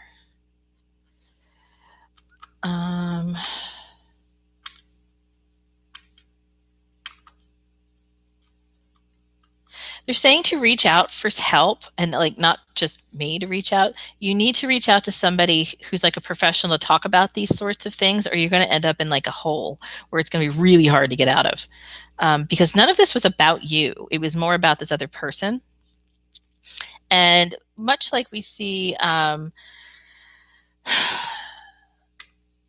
see this all the time. Like we see justice in the court system, but it doesn't make the people who it happened to feel a whole lot better. Like it helps you a little bit, but like it doesn't feel like it heals you enough. That's where you need to go to somebody, and I could help you with that. They're telling me a therapist would help a lot too. You have the rest of the cards are talking about your established beliefs. So it's like you're being told, well, this just happened, move on. Pause needed. And okay, so you have to find a way to channel your energy. Find a way to channel this energy where confusion, it doesn't feel so much as like anxiety and sadness as much as confusion. You need to find a way to channel that. And by channel it, I mean like Holly's an exercise beast. That's how she channels things. Some people I know who are artists, some people, sing or blah, blah, blah. Find something to channel all this energy through rather than just letting it sit, because it turns into darkness inside of you, and it turns into blockages that you'll have to get removed, and or you can remove through transmutation later on. So it's just easier just to kind of not let it sit inside of you to begin with. Okay, so what you want to do is, that's what I was seeing, but I say artist all the time. I'm like, let me give you something else. So what you want to do is channel that energy, what you're feeling right now, through that. And not that that's where the answers are going to be, but you don't want all of this confusion and ickiness inside of you to sit inside of you. Get it out and then put it away. I journal a lot. And my Bob walked in the other day and he was like, that's a lot of journals. I'm like, I don't know. I just like to write. So you want to just get it all out of you, and put it somewhere that's not in your head or in your body, because when you keep it inside of you, it turns into this ickiness that you don't want inside of you. Put it somewhere that you can just put it away, and if you want to pull it back out, revisit to review, fine. But you need to get it out of you right now, and then find somebody to talk to about all of this. I do feel like it's a bit of a karmic block, but I don't know that you're there yet. If you want to talk about karmic blocks, go ahead and make an appointment with me, because I can talk to you. But I think you're still very, very in the, this is what happened, I need to talk about it. And once you get past that point, I can help you with making sure it doesn't happen again. Okay? All right, where am I with? Okay, Lisa, I'm back here. Lisa asked a really good question, because, it's interesting, the people that come to me who ask about, there's like 7 to 9 different topics I always seem to circle around. And one of them is toxic relationships, toxic narcissistic relationships. I mean, relationships that just aren't working tend to be a highlight. You're welcome, Neelam. I'm happy to have you here. They tend to be a highlight in a lot of ours, and we're all smart enough to know that we don't go into relationships to try to fix people anymore. Wow, I'm really dry today. I'm so sorry. My friend Torrance told me last week. Hold on.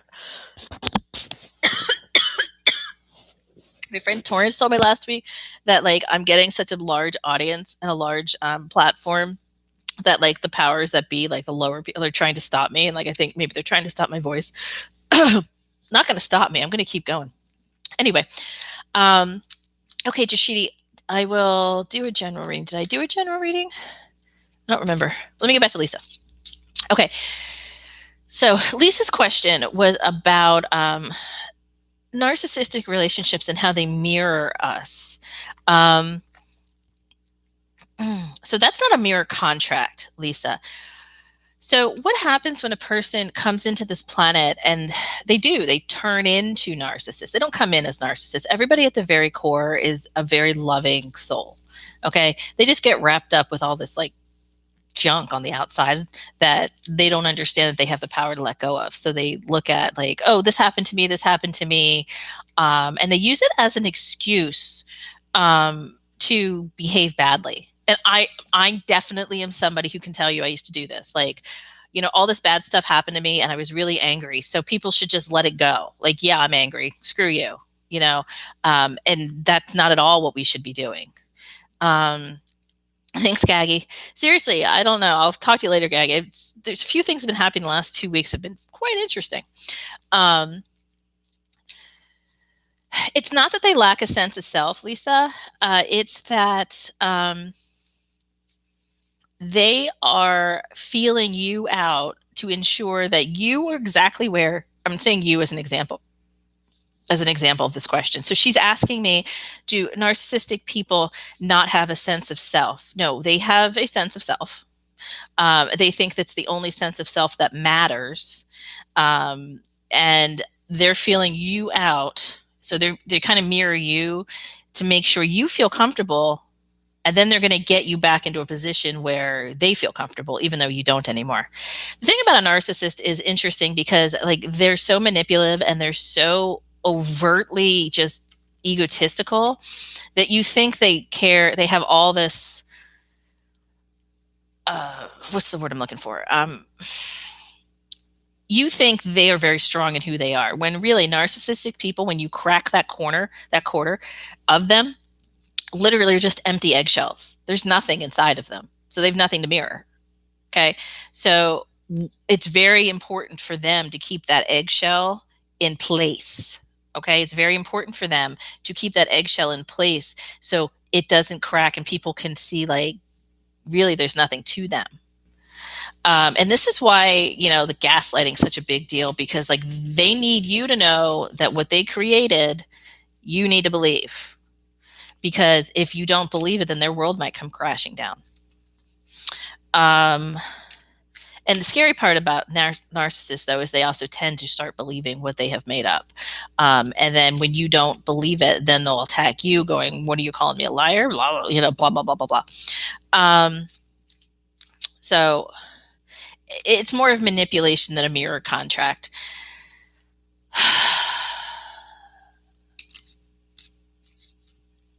Mirror contracts come into more in a position of when people are in definitely sibling relationships and parent-child, or maybe grandparent-grandchild. It's more of that closeness of a relationship because you can see the person developing. And like, go back to me being born should have been like a light to my dad, like, hey, I need to change how I am. And it's happening more and more, but it's only starting to happen in the last 5 years or so. Before it was not. Okay. Let's see. Where are we at? I'm going to go back to my topics. If you have any other questions, make sure you put them in the chat box and put your date of birth there. And then I'm going to pop back in a minute to see if there's anybody other questions. Let me see if what's funny, Gaggy, is you asked me your spirit animal, and I had to think. I'm like, I had that on my list for today. I wanted to know. I actually have literally on my list, what is your spirit animal? And I didn't think I mentioned that earlier, did I? This is what I mean. Like, she and I are totally connected. What I want to know from everybody is like, what dreams do you have about animals? What animals do you think your spirit animals are? And I can help you with what that means for your life. That would be a fun topic for today. Remember to hit that like button and subscribe to my channel. I'm also over on Instagram where I go live sometimes too. So go ahead and follow my Instagram, and you can DM me on Instagram too. And when I have time, I answer those questions. This week, I'm going to be bringing out the Soul Sisters Spiritual Tea series, where we're talking about everything fun, anything interesting about spirituality. We got into a lot last week, a lot. And I think you're going to find that interesting because between Holly Torrance and myself, we balance out a lot of different viewpoints of people who are watching.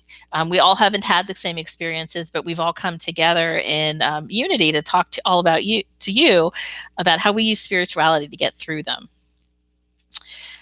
Let's see. I'm almost done with my conversations for ghosts. If you join Patreon, you're going to hear all about how I had spooky interaction with ghosts, and you'll be able to hear my stories. And, literally, I had to cross a few of them over. So if you join Patreon, as little as $5 a month, you will have access to all the extra material I do not put on YouTube and my conversations with ghosts. I only have a few more people to join Patreon, and then Bob will be very excited that I'll start driving around here. And I can show you what my life is like on this tiny little island. So join Patreon, because I will definitely show you what life's around about here. And you get extra content that I don't put on YouTube. YouTube's just kind of general topics. Let me just glance over here. All right. Hijacking my thoughts. You're funny.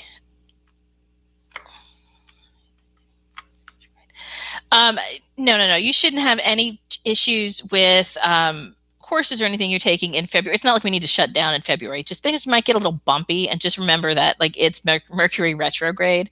So when things get like, for frustrating. Just flow with it. February 20th, it's over. Bob, you're so funny.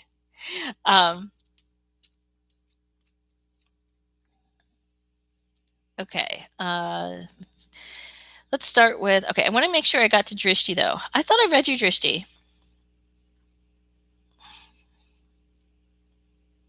21. Oh, no, you asked about your ex. That's right. Okay, let me do Drishti real quick. Drishti, are you still here? Because I will do your reading if you're still here.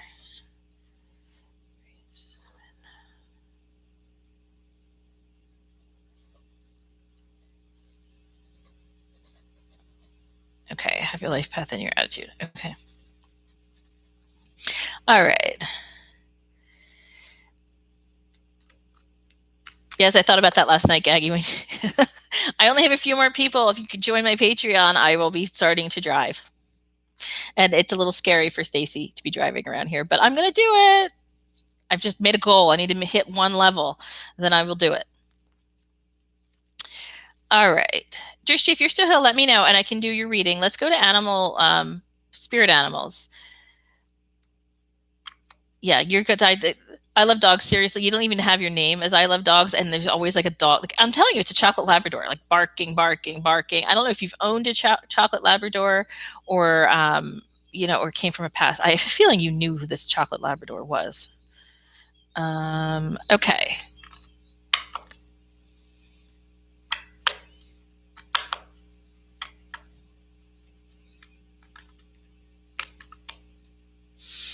Okay, so I love dogs.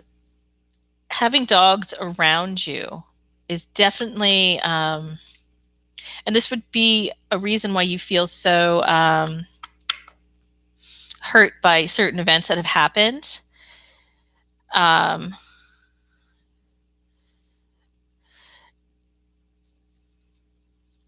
Because you're very trusting. It's a very trustworthy animal. It's a very, like, they don't have like a bone in their body that's like mean unless they're trying to defend themselves.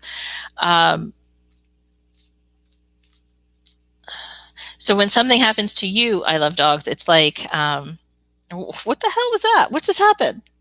So definitely has you. You know that Taylor Swift song, like, I knew you were trouble. Like, I knew you were trouble. That's what's playing in my head right now. And you have that ability to be able to tell troubled people who to stay away from, but you tend maybe to not follow that. Maybe you might want to. So it's like you can feel them if they're bad or not. And oftentimes you go towards the people who are like the bad boys, and you're attracted to that. And that is your karmic pattern. So for those of you who don't know what a karmic pattern is, it's something that we have in our past lives and several lives. And if we get through it, it comes back in our next life, but it'll be compounded through every other life that we get through it. And when you clear that pattern, that is when you're able to, not attract these kind of people anymore, not attract like situations that make you feel bad. Okay. All right, let's see who else.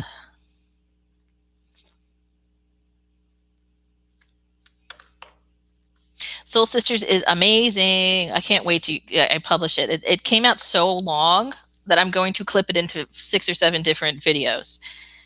Let's see. I did see a whole bunch of animals. Where are the animals? Bob, am I missing them?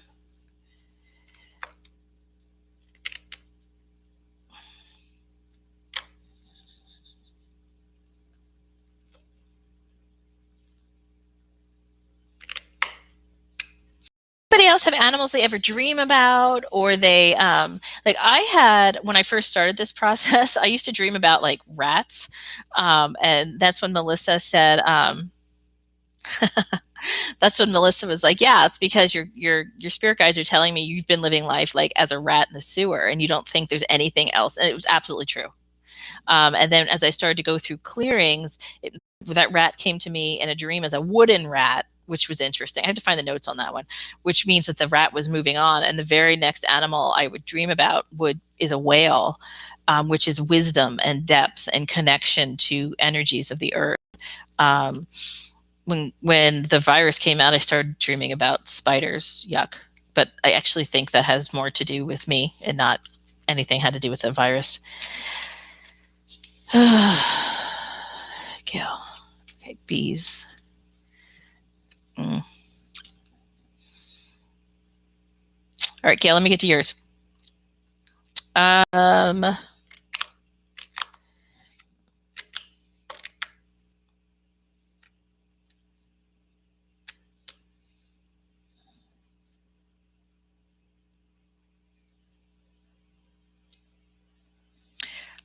actually seeing a horse, tan horse. It's like, Gail, I see a horse.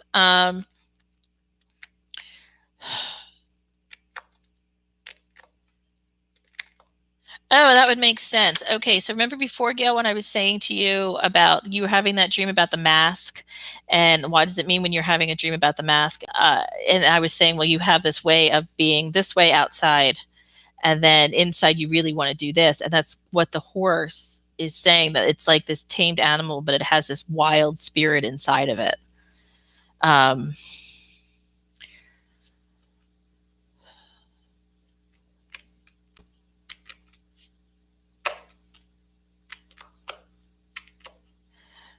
Yeah, Gaggy. Lisa, I think the bee though, like I think the bee though was kind of given to her, and she adopted the qualities of that.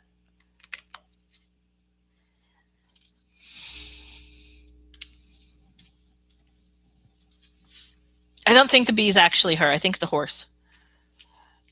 Okay, Lisa, crow and red-tailed hawk.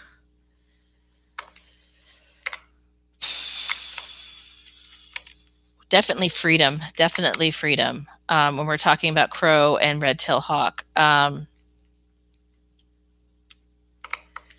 don't feel as much the crow though.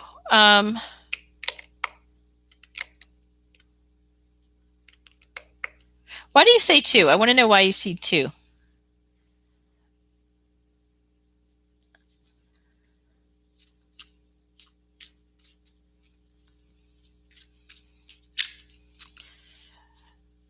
Because generally what happens with our spirit animals is they change over, with usually it's just one at a time.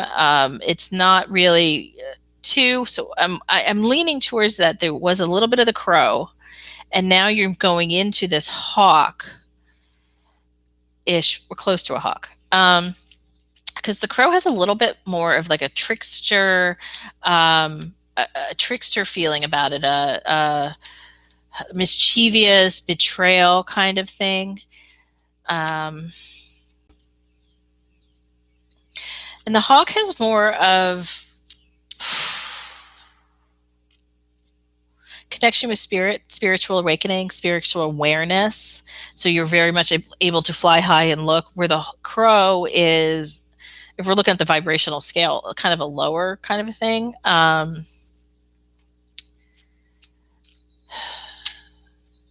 Hold on, Lisa. Let me. Do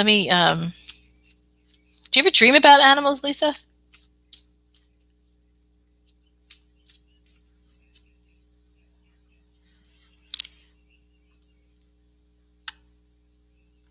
I think you're just seeing those on your walks, just because, like, if you would tell me you saw an elephant on your walk, that would be more interesting because there aren't elephants around you, but you have hawks and everything around you.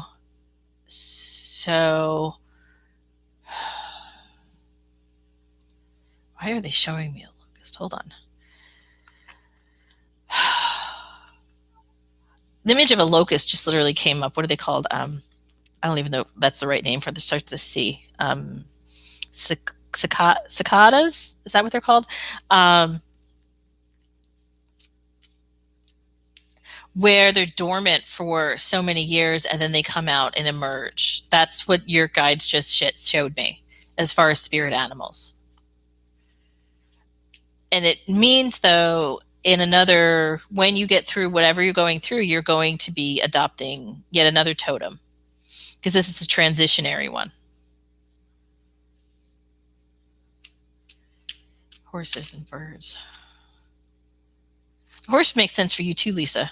Really, the image they just gave me, though, was of the coming out of the tree every couple of years.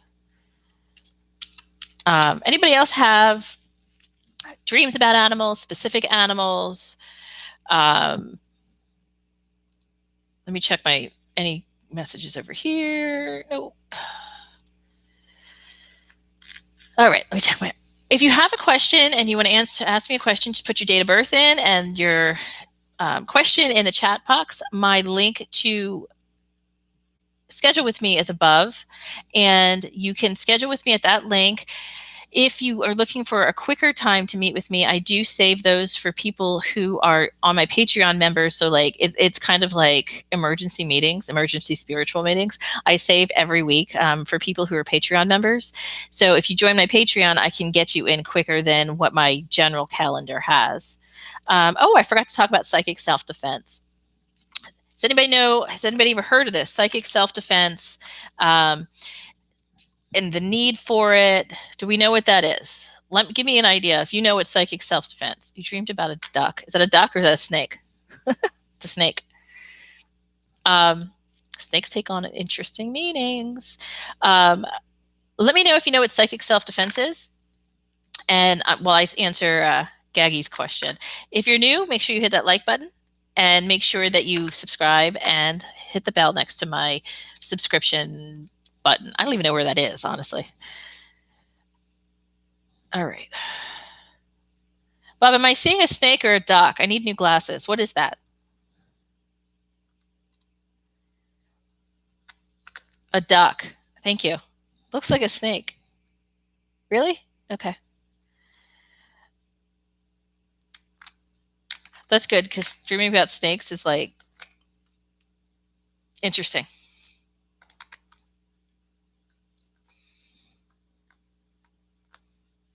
Oh, it's a snake. See, Bob thought it was a duck too. Yeah, Christina, that is what psychic self-defense is. They need to change their emojis because this totally looks like a duck to me. So when you dream about a snake, it definitely means about repressed energies, repressed emotions. A lot of people like to say it's like sexual emotions, but not all the time. Hey, Kruthi. Okay, it's a snake. We got it. So yeah, snakes generally mean about repressed emotions that, and it could, let me dig a little bit more into this for you. It means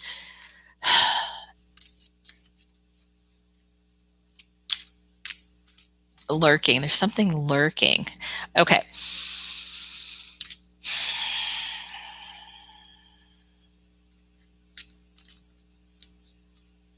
Okay, so remember what a snake is about. A snake's about, like, it doesn't have any defense mechanisms other than like biting somebody, right? Or those that squeeze, right? They have very little. Hey, I'm happy you made it, Kruthi. Thank you. I've just decided to stay on for 2.5 hours because a lot more people come on later. So I just talk. So yeah, a snake, it's actually transformation, because remember that their snake skin comes off. So when we're talking about repressed emotions, repressed things that we want to come out, the snake is actually representing that you want to come up out of that. As this totem, though, I don't think that's your totem. I think that must have been something that you were going on at that part of your life. No, a snake. Well, again, I hate doing general dream analyze because you can pull up those dream analyzations and make anything up. I'd need to know what was going on around that. But someone's jealousy towards you, generally not. You're feeling, and remember, people cannot have evil spells towards us. People can't put their negative energy on us unless we allow it. So that dream, Kruthi, would be about you feeling that that person is attacking you or not liking you. It didn't have to do with them. It has to do with your feeling about them. Yeah, like you're looking to break free. That's what that is. When you had that dream, you're looking to break free. Yes.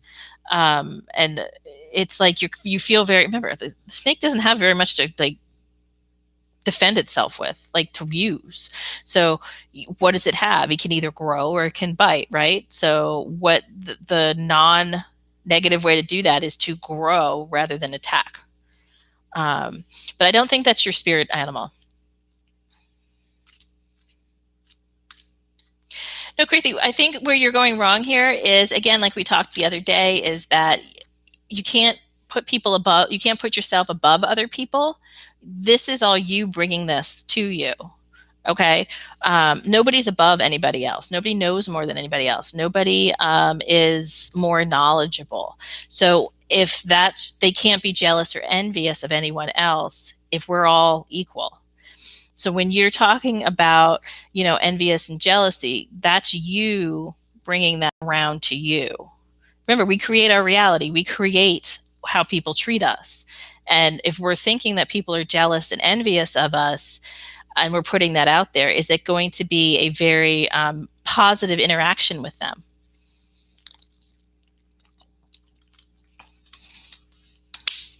It is Firefly Skaggy. I love it. Okay. Where was I going? Oh, okay, psychic self-defense. Okay, so psychic self-defense doesn't always have to be used by people who know they have gifts. Psychic self-defense is that something we need to use every day. And I don't know if I've talked about this in a few weeks, but when you watch those YouTube channels where they find shadow people on film, they may or may not be actually real. Shadow people are absolutely real. Let me get that flat out. They're absolutely real. But shadow people only come to people who match vibrationally with them. And they are extremely low vibrationally: anger, fear, hurt, resentment. Jealousy would be another one.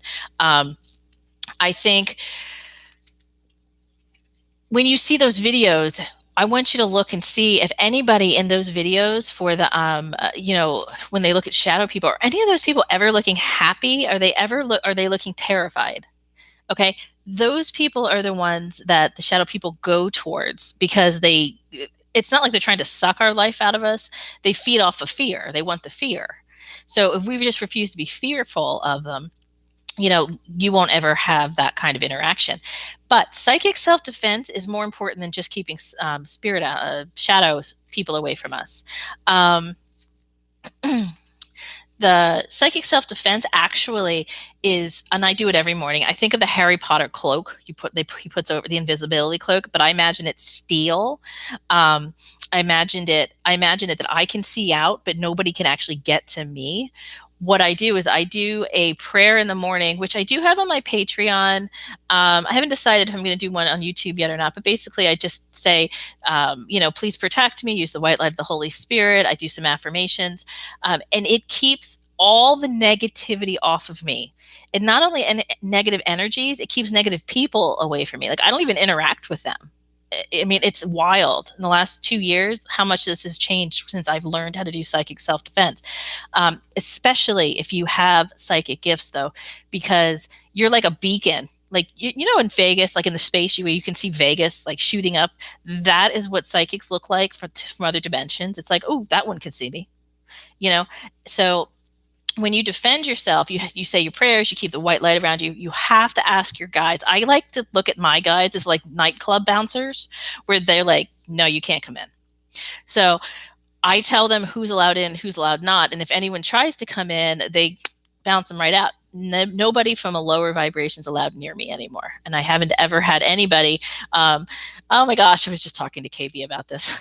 Since I had a horrible incident with one of my daughter's old skating coaches, and I realized like evil can be personified in a human form, that I started to very much tell my guides, my bouncers, to keep all these people, all these, like, what are they calling them now? Like Karens, keep all these people away from me because I don't have time for it, right?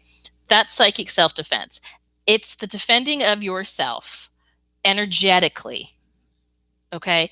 using your guides and the other side to help protect you. So you don't always have to be on watch. You don't always have to be like, I'm watching out for this one, I'm watching out for that, because you know the universe has your back. You can trust the universe, you can trust your guides.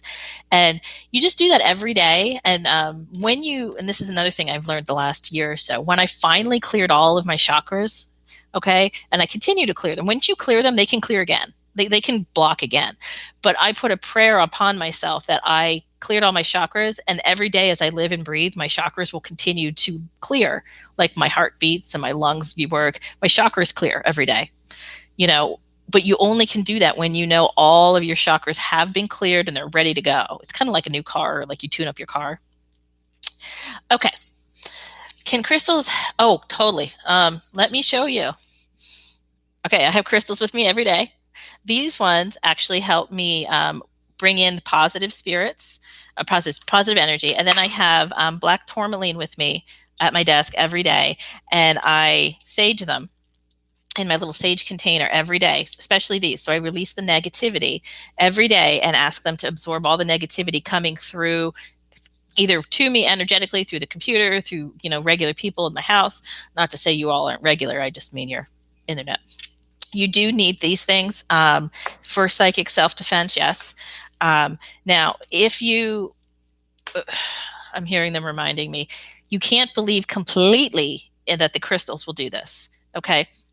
Because you have to have a sense about yourself that you're strong and that you are positive and light, that you are. Because if you put all that energy into an inanimate object, you're completely devaluating yourself. You're completely taking it off of you and putting it onto somebody else. I was just talking to somebody about this, about how they always ask the angels to come and help them, which is great. That's what they're there for. Your guides are there for that. What they want us to know, though, is we can do that. We can transmute negative energy ourselves. We can ward off all of this negativity ourselves. We can ask for help, yeah, great. But they wanted to know that it's not just them. Like, we're just not these people like a sitting duck waiting. Like, we want other people to help us, but they want us to know that we can do it ourselves. You have to be in a high vibration in order to do that. Because if you try to do that in a lower vibration, you'll just attract more. It's like the law of attraction. When you're low vibration, you attract more negativity. I have to take some water here. For those of you who are new, I've been dealing with a chest issue. Please like this live and share it on your social medias and let people know that I'm going to be here probably another 45 minutes taking questions about spirituality.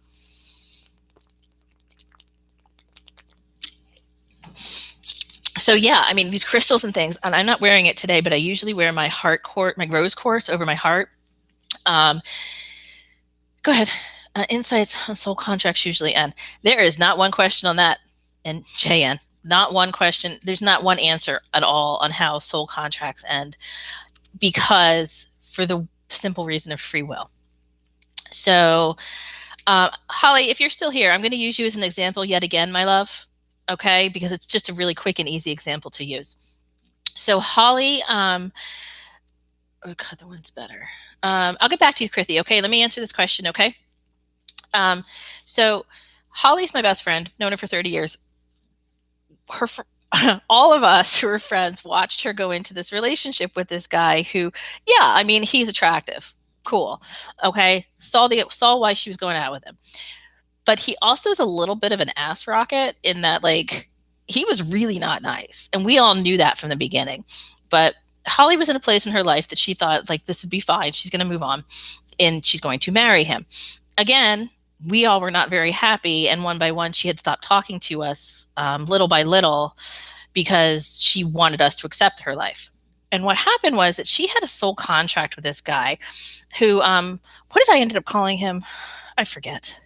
I had made a nickname. I don't remember. I'll make a new one. I'm going to call him J-Bag. His name's J-Bag. Okay. And so she made a soul contract with J-Bag before they were born. You're welcome, Krithi. So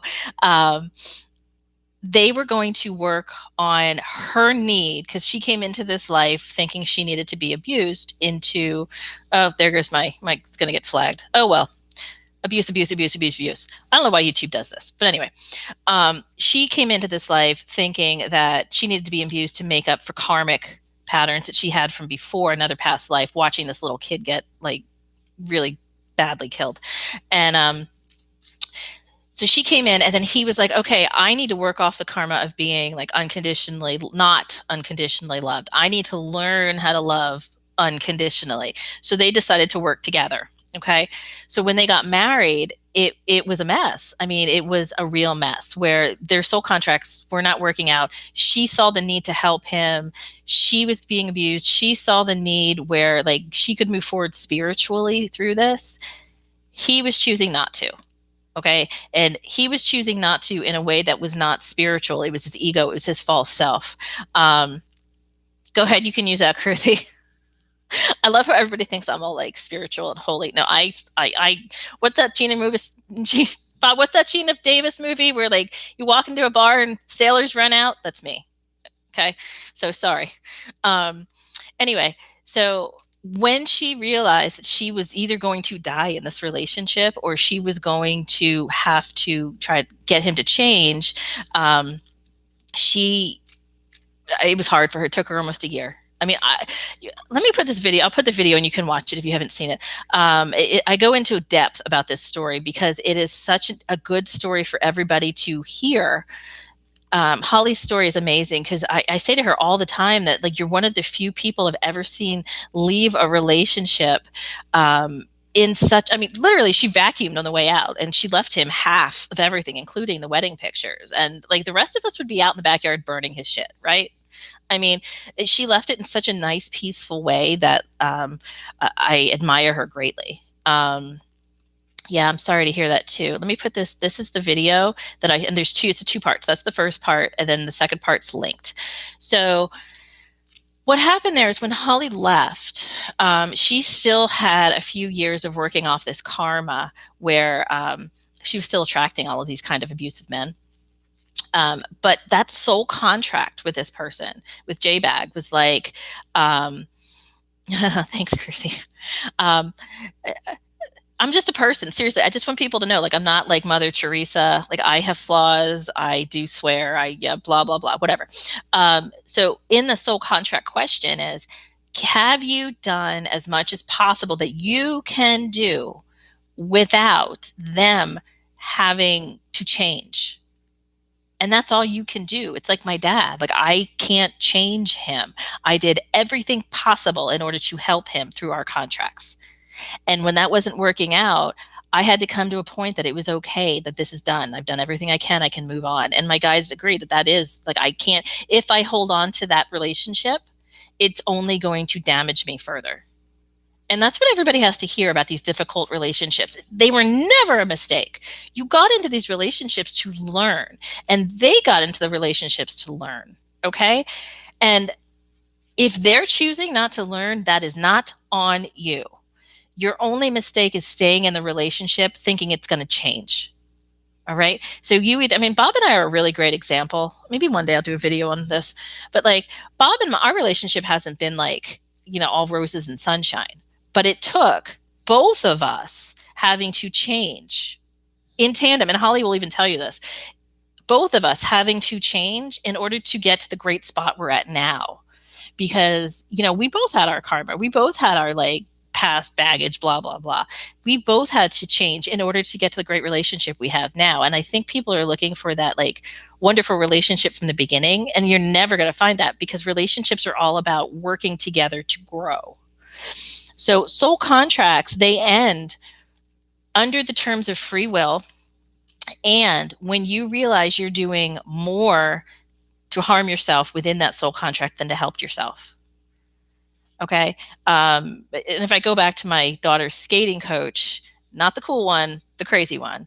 If I go back to my daughter's skating coach, I believe I was meant to like come into her life because it was a very short period of time in order to kind of steer her in a direction that she's still not doing very well.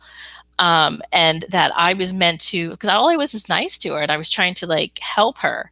And then I realized how toxic that friendship was. And I had to pull myself out of it real quick because I knew if I tried to help her and change her anymore, it was going to take me down. Okay. So soul contracts, you can only look at from your point of view. Have you done as much as you can do to improve yourself in the relationship? It is not your job to change anybody else, and it is not your job to get them to realize it. All right. It's a big issue. Soul contracts is really, really a big issue. And I love talking about it because people think like, oh, I made a mistake getting in this relationship. You did not make a mistake. You did what you were supposed to do. That was something you were supposed to do, was go in that relationship. You made the choice to go forward. The only, when it starts going bad and you realize that like, I feel worse in this relationship than out, and you stay in it, now that's a mistake. Okay. If you're new here, please hit that like button and subscribe to my channel and hit that bell button. If you have a question, put your date of birth in the chat box and ask me your question. No problem, JN. If you're new here, I would love for you to stick around. That was a great, great question about soul contracts. I think people really think our lives are predetermined when they're not. We determine our lives. We may always have contingency plan too. So, if we are supposed to meet a certain person at a certain date, but that person is already married, okay, or that person has moved and we're not supposed to, we have contingency plans of, okay, so now I'm going to learn my lesson through this situation. It's not like one specific thing. You can't wait around for one specific person. We have all kinds of different roads and roadmaps to go on. And your goal here is to not listen to your ego, the part of you that goes, yep, whatever feels good, do it. No. You listen to your intuition and think, what am I supposed to learn from this? What am I supposed to gain and strengthen myself? And it's never, ever, ever, ever, hear me clearly, to put somebody else down. So like, if you heard me get a little hard on Krithi here, it's because like I've been talking to him for a couple of weeks about this. It's not about other people's like feelings towards us. We can't go and say, and I did this for years, by the way, P.S.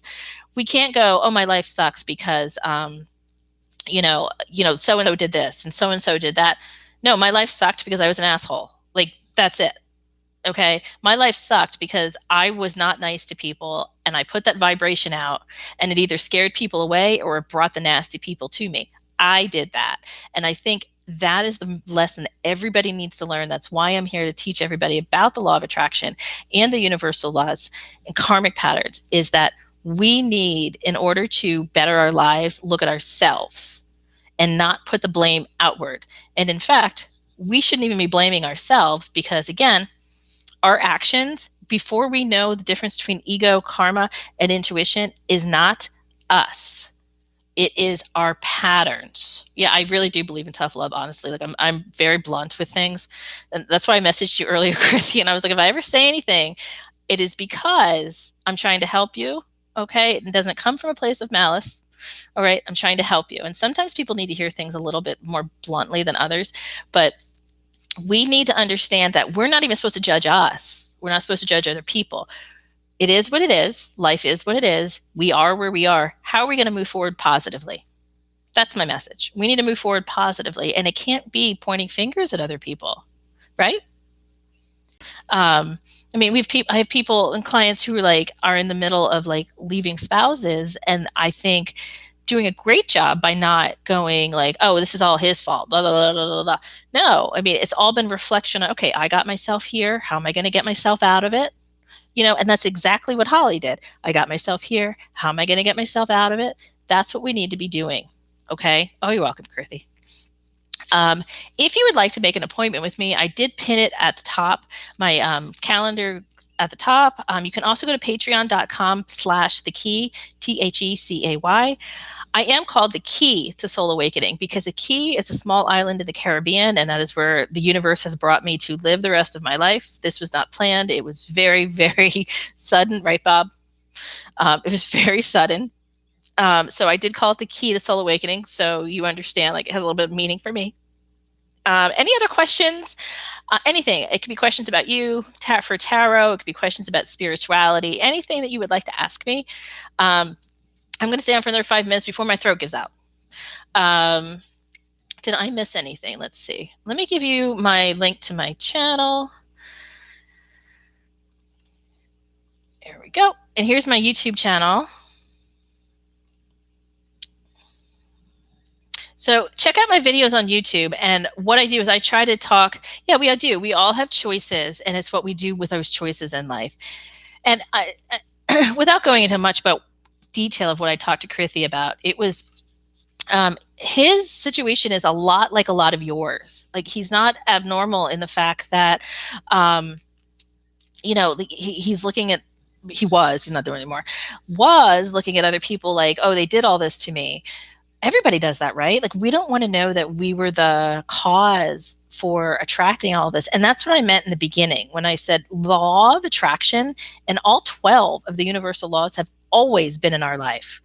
We just didn't know it, and we also didn't know that we were like messing up and using them wrong. Now that we have this knowledge is the time to, we can't unknow it, right? If we don't use the knowledge, that's on us, right? We can't unknow it.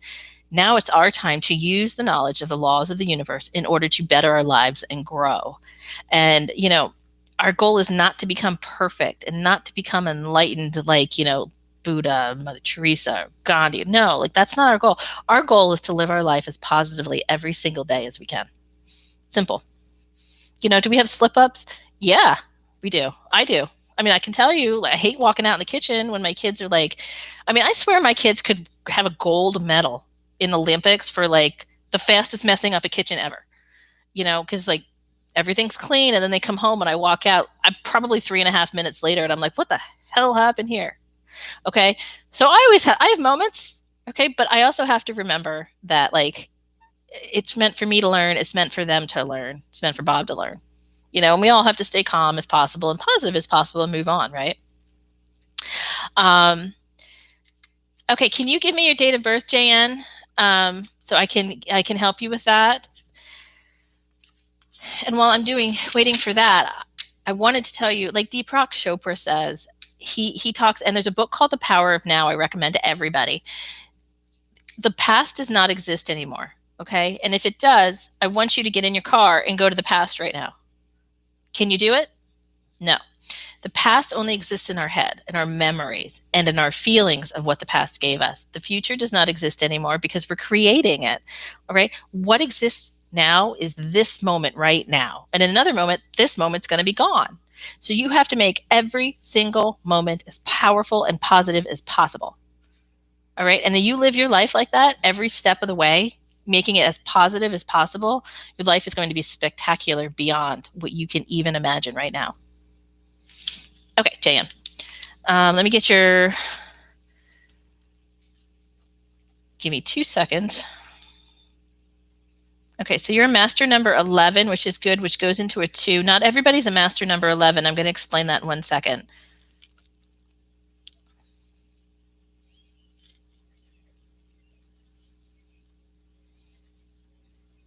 Oh, you're a double master number 11. Well, that's interesting. Okay. You are officially the first person I've ever met that's a double number matched through number 11. So your life path is a master number 11, and that goes into a 2. And then your attitude, which means how you approach life, is also a master number 11, which goes into a 2. Okay, so that means that these areas for you, your life path, is highlighted extra, extra, extra. It's like getting like extra whipped cream on top of your whipped cream. That's what we're going to be talking about. Okay, so 2s are really interesting. 2 of my kids are 2s, and Bob will probably figure out who they are when I explain this.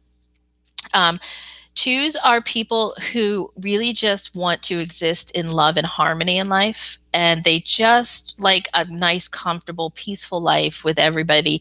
They sometimes feel like they're on this planet where they're like, how the hell did I get here? How did I get here on this like horrible, negative planet? And all I want to do is love everybody and have everybody get along. That's a 2.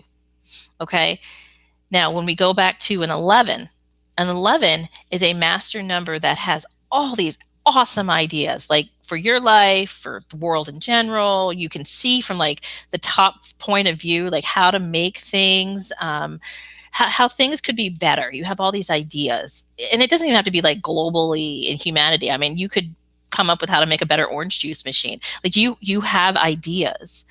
You just don't know how to do it because you don't have those tools. Okay. And that was designed in a way where you have all the ideas that you need to reach out to people who have the tools who can help you. Okay. But being a two, you're like, get manipulated easily and it makes you feel a little less trusting of the world. So you tend not to stick your neck out as much. I'm specifically talking to you right now. JN, I'm sorry. So you tend to not stick your neck out as much as you'd like to, because it's been chopped off of quite a few times. And just to put it bluntly, it didn't feel good, you know? Um, so the flip side of it too is when you,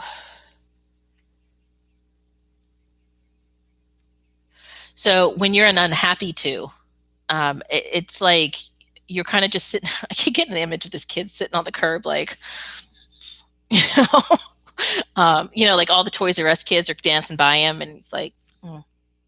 Okay. So the flip side of it too, you're prone to depression.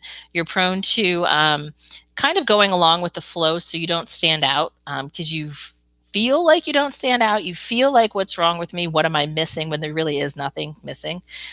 You are the harmonious part of this universe, and you're meant to be here to teach everybody else. So let me get down to your life plan. Why do I keep seeing like corporate America is coming up, like banking or business or like offices, suits? Does this make sense to you, JN? Can be you or somebody close to you.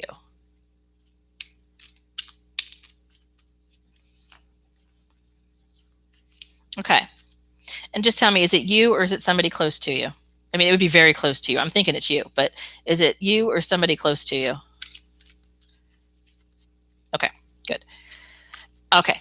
And the reason I'm asking this is because business is very much in direct conflict to what you are at your soul. Okay. So business is very much, it's almost manipulation. Sorry, Bob. It's almost like here's your office, here's your phone, here's what you need to do, here are the rules, and that is not you at all. Um, yeah, you can ask a question. I'm answering JN right now. Please hit that like button while you're here. Thanks. All right.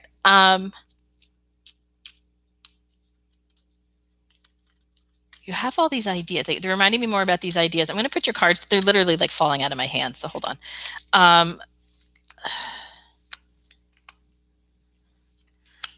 Yeah, Jan, sometimes people call me psychic.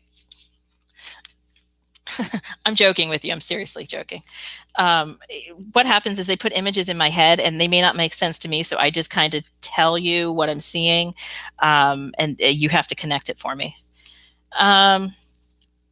Okay, your central message here is that you're setting yourself up for failure. And they're telling me that you're doing something within this realm of business and your career because you were told that this is what you should be doing or you're good at it, or that you were making others proud by doing this. But you know it's not you. You know that it's not you. You know you're good at it. And there's a difference between good at it and liking it. So what this middle card, the central message, is talking about is you're setting yourself up for failure. And I'm seeing long term. When did you give me your birthday? Hold on. So, okay, you are hitting the time of your life where you're going to be reaching this crisis moment where you're like, do I really want to keep living this? And that is definitely designed at a certain point for everybody listening between the ages of 25 and 30, maybe a little earlier than that, but definitely between 25 and 30. We all make huge mistakes. We all have this crisis moment where it's like, wow, I shouldn't have done that. Why'd I do that? Or what's going on in my life? This doesn't feel good. And it's meant to wake us up. That this is not our life. It's meant to wake us up and meant to show us what our life should be. Okay, and this is what you're hitting right now, JN. Um, so, and a lot of people choose to just kind of stay in this existence of like, I'm unhappy, but it's okay. I'm unhappy because I was told that life sucks and I need to stick. I need to deal with the pain. Again, Gina Davis movie, Long Kiss Goodnight. You know, used to love that movie. She says, life is pain. You have to get used to it. We're all taught that, and I can't tell you anything else that is more wrong than that statement. Okay. So between the ages of 25 and 30, we hit this like, I don't like my life the way it is. And a lot of people go, well, this is life. We have to deal with it. Right. Fewer people, myself included, Holly, my husband Bob came into this when he realized it was actually real. When you change and you go on to your own life path is when you are truly happy. And it may not make sense to you right away, but it will make sense. Thanks, Bob.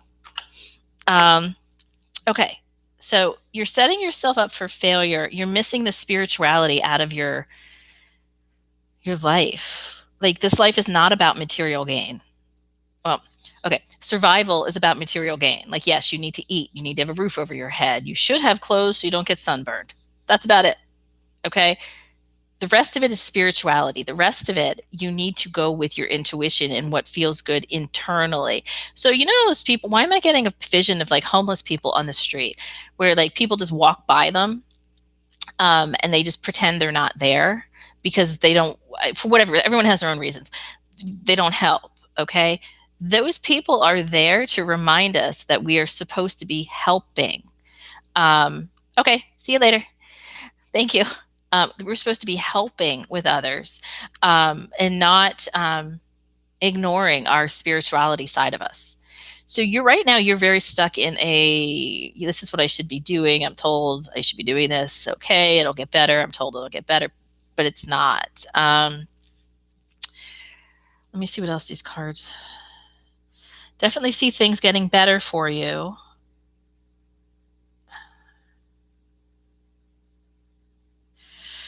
Okay, Six of Pentacles.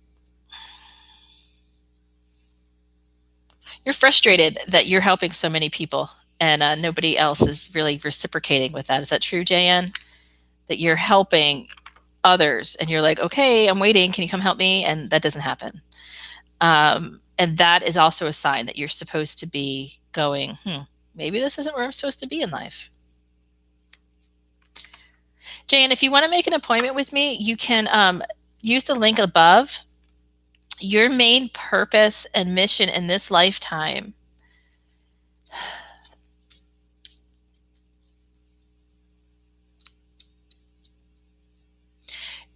to show others that you don't have to live in a way that is mainstream or put upon you.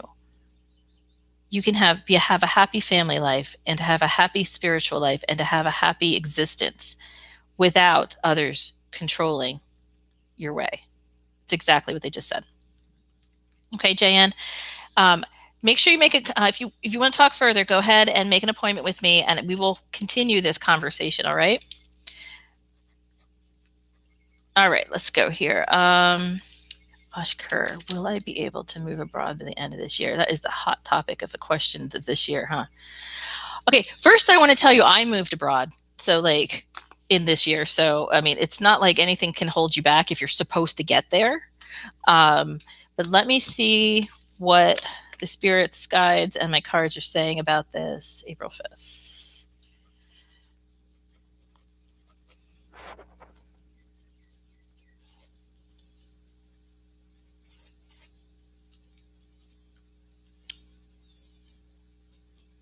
Okay, you're also a master number 11.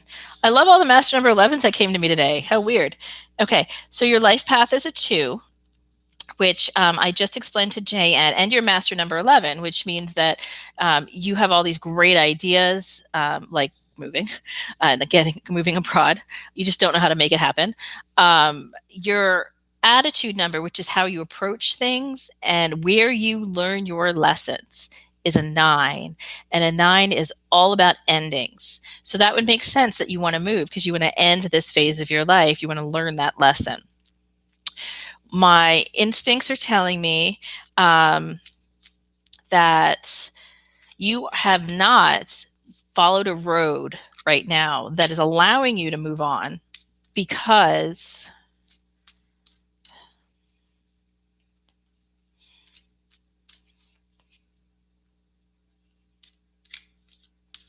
I'm getting an image of a very domineering parental figure. And when I mean to parental, it may not be your parent, but it feels like a parent to you.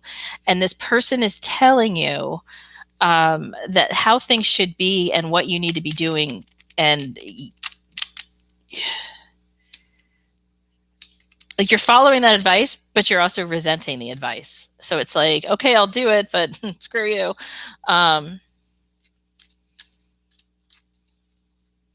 And you can't do that. You have to move forward with positivity. That's what they're saying. You either need to accept the message or you need to politely just back out of it. Let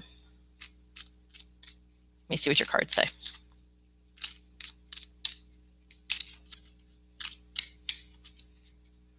You're using this move as an escape. Are you using this move as an escape to like get out of something?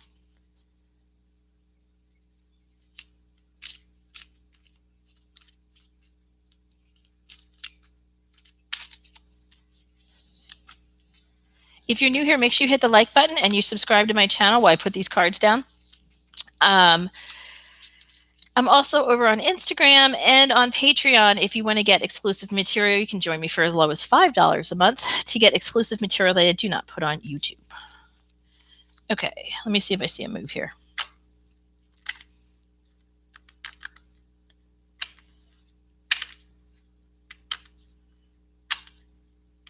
Okay, well, you know, by escaping, you're trying to escape a situation that's just going to show up in your life again, right? You need to solve that situation.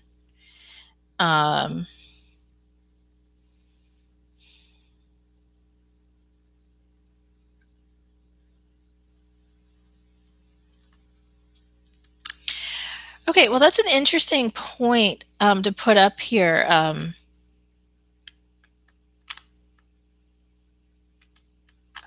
Is that when we try to move on without actually solving things, they happen over and over again. It's a karmic pattern. That's exactly what a karmic pattern is. So, like, if you, I'll use one of my other friends as an example of like if you know dump a guy because he's a jerk, but you don't change the way you think about who you're attracting, you are gonna keep dating jerks again. So you need to examine why you want to move on and what you're supposed to be learning. And when you clear that, which is what I help people do. If you want to make a session with me, I can help you with this. When you clear that is when you will be able to move on. Because what I'm looking at your cards here is you have limiting self-beliefs. You are avoiding your intuition, sort of. Hold on. You're avoiding your intuition. Yes. Okay. So if Holly's still around, I want Holly to jump in on this. So this is the exact same thing Holly did when she ended her marriage. She ended the marriage and moved, but continued to attract toxic relationships because that was the pattern. And although you are right that you are following this intuition, you are not following it enough to say, what do I need to change about me in order to not have this happen again? Not saying that it's your fault that any of this, the toxic relationship, it's your vibration, it's your karmic pattern.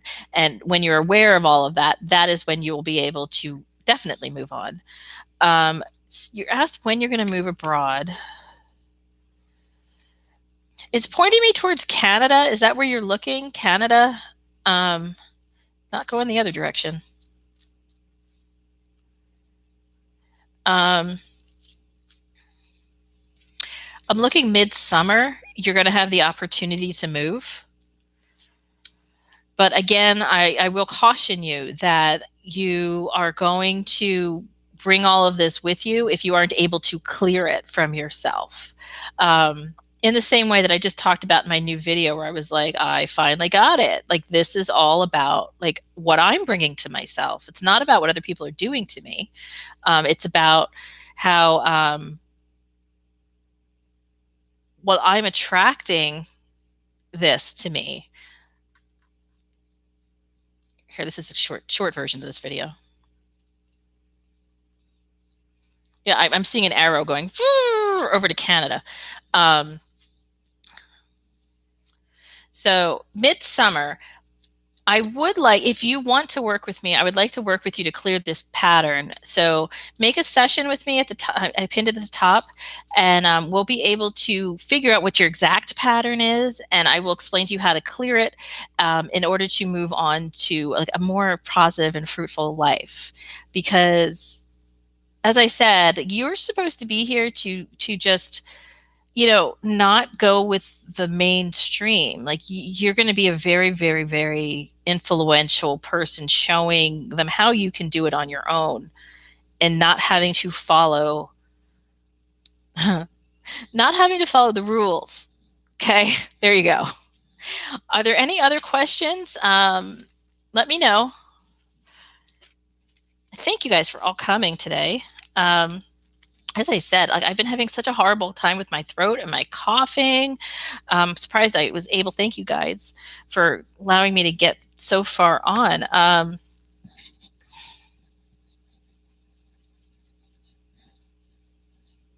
They're telling me I got you mixed up with that last person. Let me just clear that up. But you have the same pattern, which makes me go, there's a reason you came on right after that other person. It's the same thing. It's the same. Um, you're not supposed to be doing what you're told. Follow your intuition. You know what you're doing. Follow your intuition and then make an appointment with me, okay? If you're new, hit the like button on this live stream, and also subscribe to my channel, hit the bell. I'm over on Patreon if you would like to support me, and I also give extra content, and I do extra services for people over on Patreon. So check out my Patreon, please. Hey, Jerry. Oh, thank you so much. Thank you so much, Jerry. Um, Jerry, I wanted to mention, I'm so happy you popped up here. I think you're a perfect candidate for this, Jerry, is that I'm doing small group classes for learning what karmic patterns are and identifying your karmic patterns. And they run in 4 weeks, 4-week sessions. I think I put the link on the top. Bob, if I put the link up there, could you grab it and put it down here for my small group sessions? Just to register, you don't have to pay yet. Christina, do you use birth dates solely to farm? Okay, so what the birth dates do is we all plan our lives. I mean, when we plan our lives to the T. So this is when I realized this, that I couldn't be mad at my parents because I actually chose them because I'm like a masochist or something. But we also plan when we're born, what time we're born. We plan our name. So when I look at your birth date, I get a glossed over insight of what that person is like, and then it's just another bridge for me to connect with my guides. So it's not like everybody's a 9 is the same thing. When you're a 9, you have specific traits, but if somebody's a 9 and I'm explaining to them that they're a 9 and they're going, that's not like me, that's because something happened in their life that changed them. This is actually a good story. Hold on a second. Holly and I had met with the psychic Jonathan Lewis a couple years ago, and he is the mentor of John Edwards, the guy on TV from like 20 years ago. We had a session with Jonathan Lewis, and Jonathan Lewis said to both of us, he's like, you guys like switched, because he got our birthdays, and he's like, you switched. Like, Stacie, you're this person. You're supposed to be who Holly is, and Holly's supposed to be. And like, Holly got a little upset. I'm just going to say it, Holly got a little upset because Holly is very, very prim and proper. This is where she's supposed to be. And she was like, I'm not at all like Stacie, But what he meant was, and it absolutely is true, is I'm a 3 life path. Holly's a 1. And what I ended up doing was, because of my past and everything that happened and everybody gaslighting me so hard, I had to face reality. I wanted to see what reality was, where a 3 really does make up your life. Like, you make up your life, like what you want to see. And it's really not a good thing to do if you're a 3 and you're like, oh, this person's a jerk, but isn't he wonderful? Like, that's what 3s do. And that's what she ended up doing with her ex, was that like she was like, didn't want to face that she had this person that she married, so she kind of made him into this person he wasn't. And that's what he meant. We switched. So our life path is definitely in our birth date, but it isn't everything about us. I have a numerology report on my Patreon that I give to certain levels. So if you're interested in getting more in-depth report about your life and where it's going and what you plan for it, look over on Patreon. I think it's one of the mid levels where I do the numerology reports. Bob, did you find the link? I can just put it up again. This is the link for small groups. If you're interested in a small group, if you're interested in small group classes with me, they run 4 weeks, and this is just a registration form. You don't have to pay yet for that. You just kind of sign up, tell me you're interested, and then you'll get the link on how to sign up for your class. Okay. What did I miss here? Start everything, da da da. Holly, yes, I kept moving into one relationship after another. Yeah, I mean, it was interesting because a lot of the guys that Holly would date, it was like, it was interesting. I mean, they were nice, but then like one of them almost ended up getting arrested because he beat the hell out of a guy on a date once, and that's a good date story, right? Um,